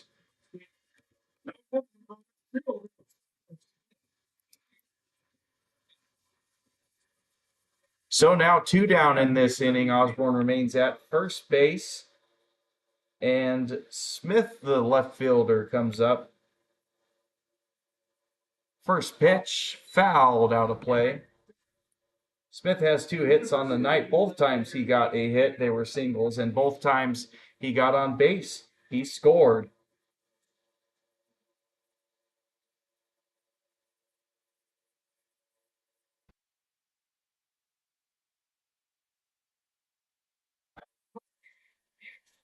0-1 count popped sky high. Rodriguez trying to track it down. He has got it for out number 3. So a relatively quick inning there, even though 5 batters came up to the plate. It started out with a bang. Bardo leaps the ballpark as he leads things off with a home run out to left field, extends the lead for the Rogues by 2. A's with work to do if they want to avoid getting swept.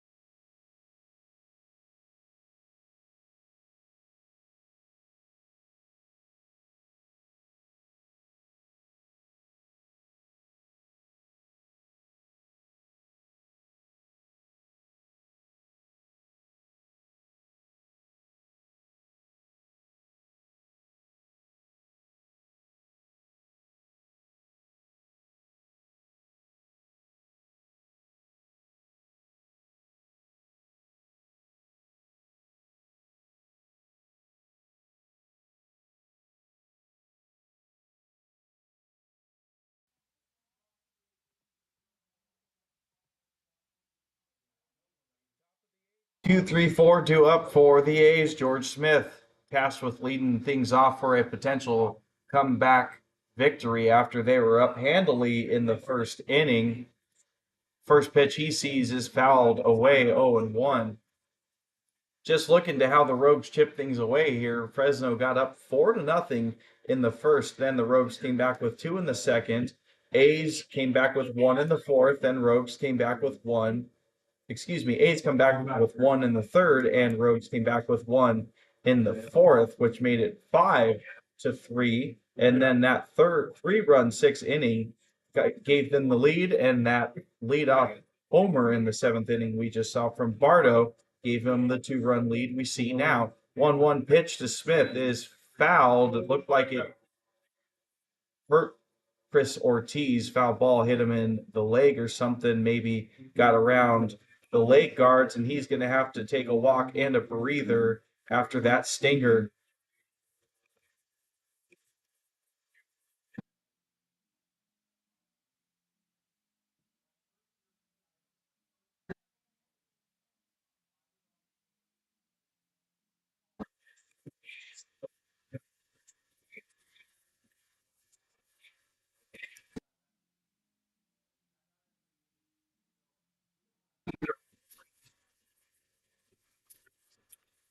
In the meantime, I don't see any action going on in the A's bullpen, so it appears that Casas might end up seeing out at least the 8th inning, potentially the end of the game. We've seen him pitch multiple innings in the past. He's gotten a couple starts as well. Meanwhile, in the Rogues bullpen, there is some stretching going on, but nobody definitively throwing on the mound.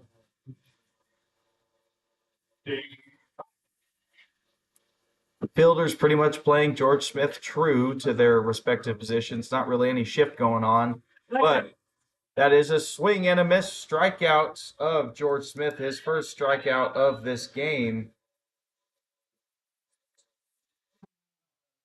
And it is now 1 down against the Athletics. Ethan Wood, the DH, steps in for his 4th time. RBI single in the first, got another single in the 5th, but A's unable to capitalize on that.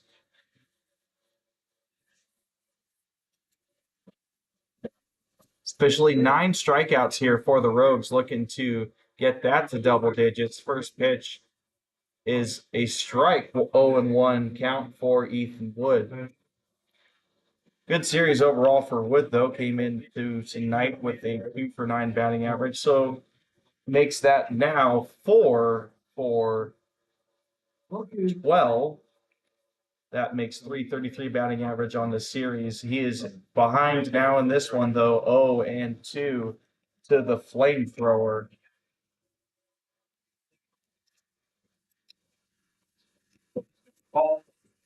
Ball called there, 1-2. Lowe trying to finish off Wood here.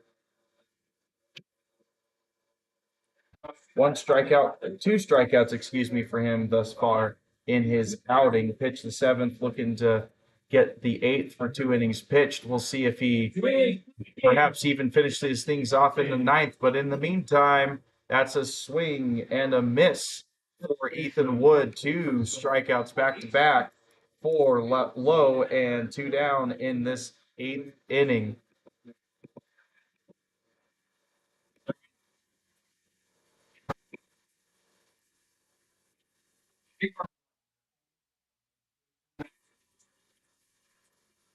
So a 2-out rally has to start here with Parker Cristall, the first baseman. Had an RBI double in the 3rd inning after getting down 0-2 in his count. Aside from that, walked in the 1st and struck out in the 5th. He gets started out with a called strike, 0-1.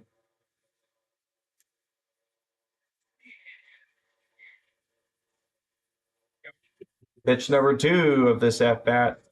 Called strike on the outside part of the plate, and he's down in a 0-2 hole.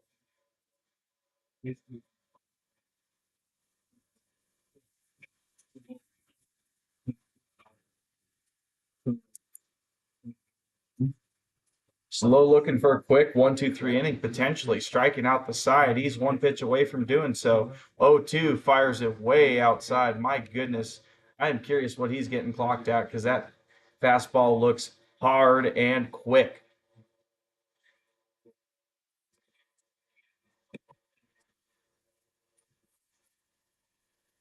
So after that ball, it's 1-2. Cristall looking to work the count here. Pitch on the way down in the dirt, and it evens up 2-2.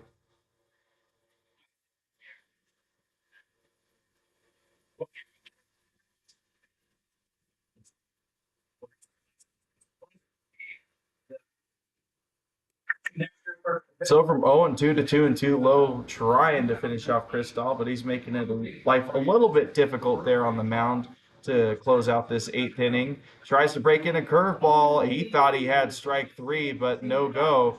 Count goes full.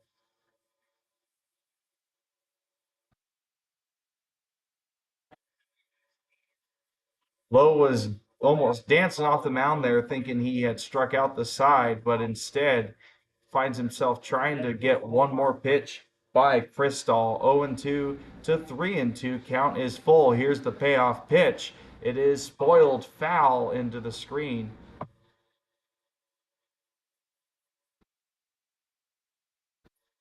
And Cristall just showing yet again why he is usually a tough out. Did it earlier in this game, doing it yet again. On base percentage at .543 going into this game.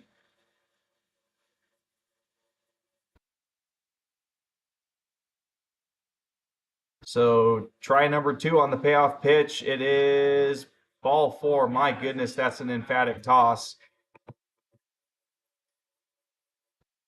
Great job from Cristall to work a walk with 2 down there after being down 0-2.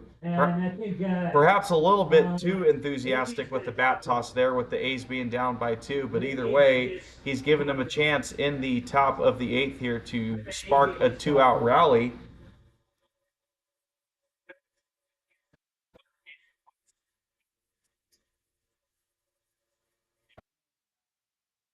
So Mikey Ramirez will come up now with 2 down, trying to continue this top of the 8th inning and spark a potential comeback.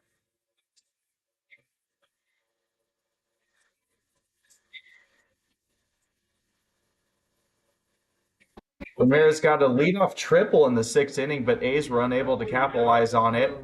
First pitch is a strike, 0-1. A's were showing that they might have learned some lessons early on in this game with not leaving runners on base, but since then they have been getting back into that old habit this weekend. Prime example was Mikey Ramirez's leadoff triple, just as mentioned, and him not even getting in to score from 90 feet away with no outs. Takes that last pitch for a ball, 1-1 even. We'll see if Chris Stahl is ambitious to go for second base to try and get in scoring position here. With 2 down, I would imagine you might as well. Dances around a little bit now, checks back to first. Throw gets by him. Chris Stahl's on his way to second. Might be hit rounded for 3. He is going for 3. And a pickoff attempt turns into 2 bases for Parker Cristall.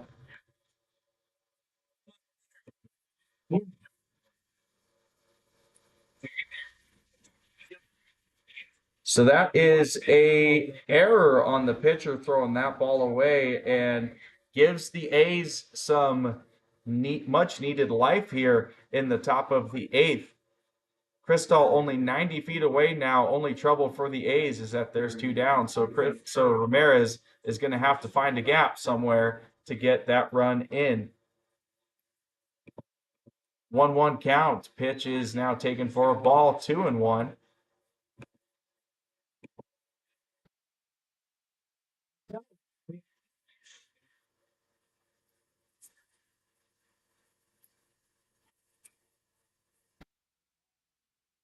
Swing and a miss on the off speed there. Slowed him down after that hard heater, and it is evened up at 2 apiece. Not only 2 balls, 2 strikes, but 2 outs.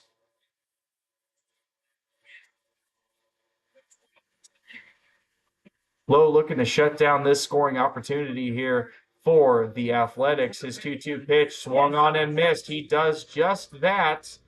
So Cristall was able to work a walk with 2 down, get to third base, but A's leave another man stranded and in scoring position, and they are still down 2 runs going to the bottom of the 8th at least. Rogues are going to try and cash in some insurance runs to make the last 3 outs a bit more easier.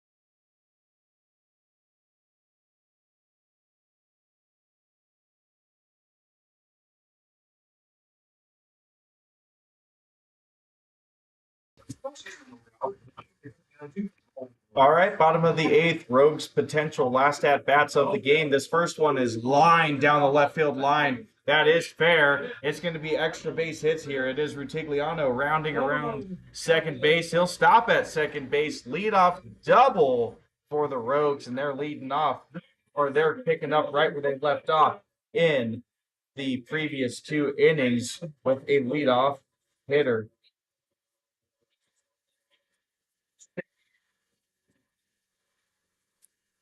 So speaking to those leadoff hits, they led off the 6th inning with a single from Ortiz, and then that leadoff dinger in the 7th inning to make it a 2-run game. Showing bunts, more small ball, but this one's going to roll foul. Nevode fields that, or Sanders fields that one to make sure it doesn't have any chance to roll back into fair ground. Good play from him. 0-1 now the count to Horsley.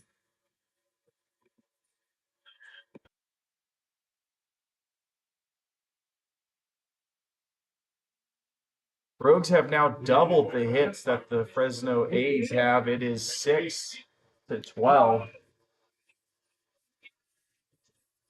And A's had half of those hits in the first inning. Started out hot and fading over the part of this game. Quite the opposite for the Rogues. They've been just consistent throughout this game, chipping away at the lead. 1-1 is the count now. Pitch breaks off the plate, 2-1.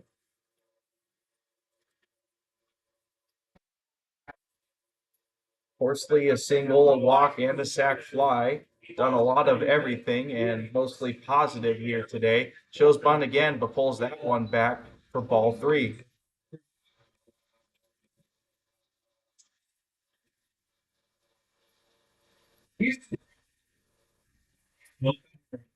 Casas behind in this count, one pitch away from losing Horsley. He does. That is going to be a walk there for Horsley. Runners now on first and second for the Rogues and no outs. A bit of a tough situation here for Casas to try and get out of.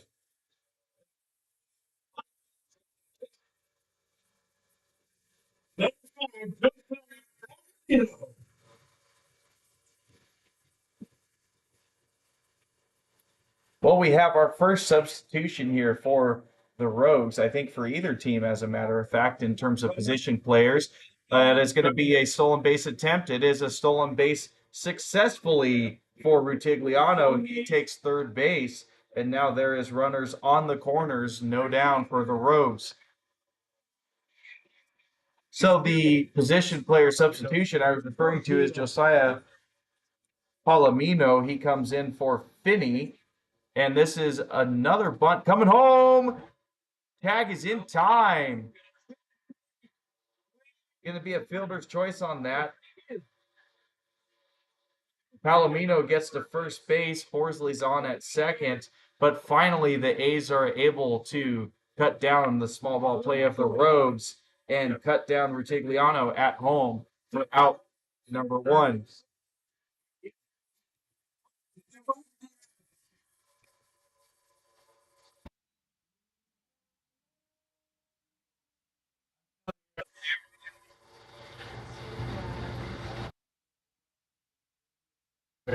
So one down with Horsley at second, and this one's chopped to the first baseman. Interesting. Looked like it could have been 2 there. Maybe a little bit of indecisiveness. Yeah, Nevada is shaking his head. That could have really been an inning-ending double play. He was caught in between throwing it to second or tagging up first and then throwing it down to second for the tag. But either way, still gets an out on the play. And now it's going to be runners at second and third, 2 down after that ground out to third. The first baseman Bardo now up. Last at bat, he left the ballpark. First pitch swung on and missed here, 0-1.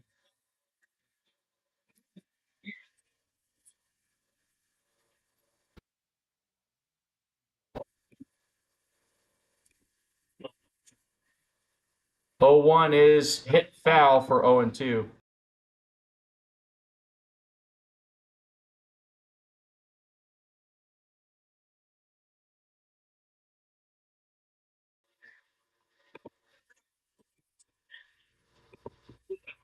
Oh, and 2 hole here for Bardo. Casas looking to get the A's out of this inning with no runs scored. Did that hit him? No, but it was inside. Had a pair of skinny jeans on that one, 1-2. Bit of action going on in both bullpens. A lot of people in the Rogues bullpen swinging a miss there for the end of the inning. Was going to mention action in the A's bullpen as well, but that's not going to matter if they can't come up with at least 2 runs in the top of the 9th. They're down 5-7. Rogues with 3 more outs to get to cap off a comeback win and the sweep.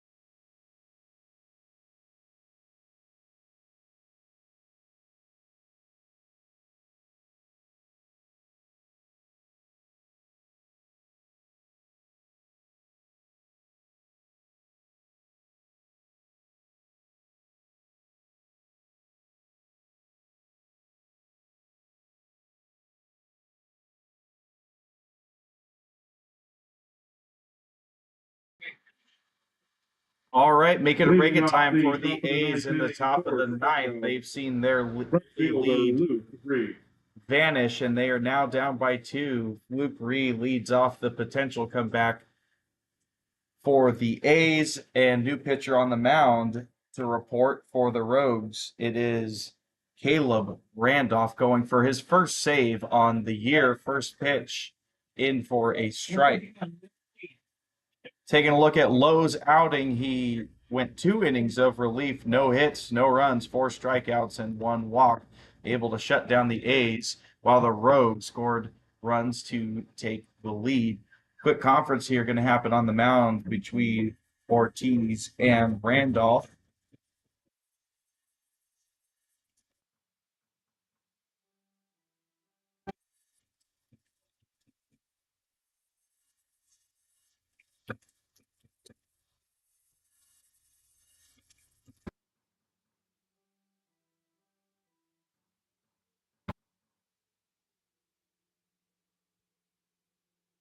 So after the quick visit between pitcher and catcher, we are ready to resume the at-bat. It's 0-1 count to Ree. Randolph's pitch breaks a curveball in, but it is a ball, 1-1. He started his night off with an RBI single, since then 0 for 2 with a strikeout.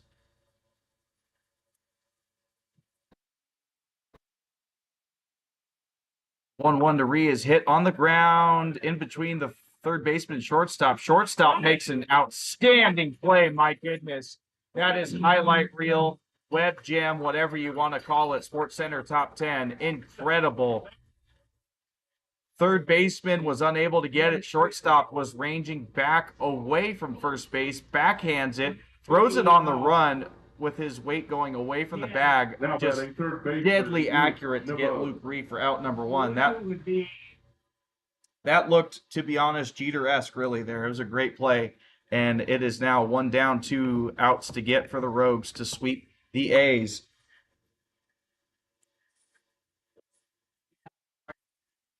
First pitch to the new batter, Luke Nevode, in there for a strike, 0-1.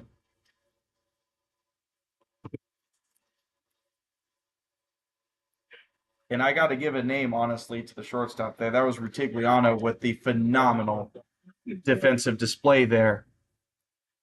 Speaking of defense, as that one gets in for 0-2, with the pinch hit there for Palomino coming in for Finney, he takes over at second base. And Nevode in the 0-2 hole here. He struck out once today, 0 for 3 on the day. He swings and misses, strikeout on 3 pitches to Nevode, and it is 2 up, 2 down here. And the Rogues are on the doorstep of a second come from behind win against the A's and a series sweep.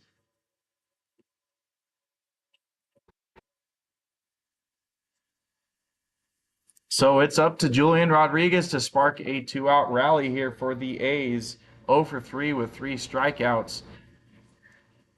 Pitch number 1 is in for a ball, low and inside.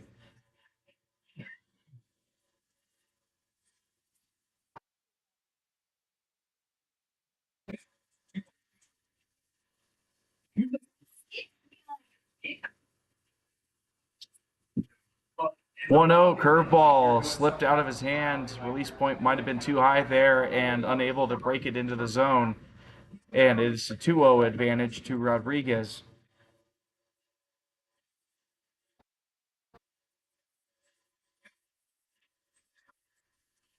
Doesn't look like any planned substitutions or pinch hitters here for Coach Wyatt Featherston, as Sanders is on deck. That pitch missed high and outside, perhaps, for a 3-0 count. Rodriguez looking for something to hit or just something to walk on here to get a base runner for the A's. Randolph's 3-0 comes back with a strike on the outside part of the plate, 3-1.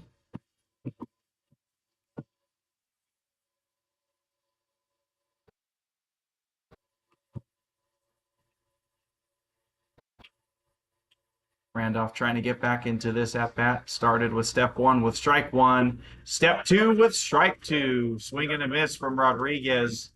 And Randolph and the Rogues are one pitch away from ball game here on Sunday night.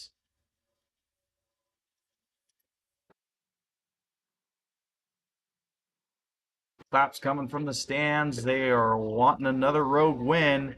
Payoff pitch is hit on the right side. First baseman bobbles it, but still able to touch up first base in time for out number 3. Well, that is it, folks. The A's started off the game hot, 4 runs in the first inning, but they are snake bitten by the Rogues this weekend and dropped all 3 games to being the comeback variety for the Rogues, and they lose this one 7-5. A's had a realistic chance in all 3 of these games. Yesterday's score would indicate that, but they hit the ball well, but just could not get any runs in. So the A's dropped to 0-6 in road games this year. Get swept by the Crabs, swept by the Rogues, both Pacific Empire League teams. And it's going to be a long trip back to Fresno for these A's in the Veins tomorrow. They played certainly a lot better than they did up in Humboldt, but still leave winless on the road against tougher competition. So the A's will drop to 22-9 on the year, and we'll go back to Chachansky Park, hoping to get back on the winning streak. Taking a look at our schedule going forward, we're going to be off tomorrow as we travel back home to Fresno, and taking a look after that, it's going to be 6 straight games at home for your Fresno A's. We'll lead things off against the Bakersfield Braves Tuesday through Thursday, and then we'll close out the week with the Alameda Anchors 3-game weekend series. All games will be at 9 a.m. Well, thank you very much for tuning in to the Fresno A's. Tough losses here this weekend up in Medford, but certainly a great 4th of July weekend of baseball. And we will see you on the next one.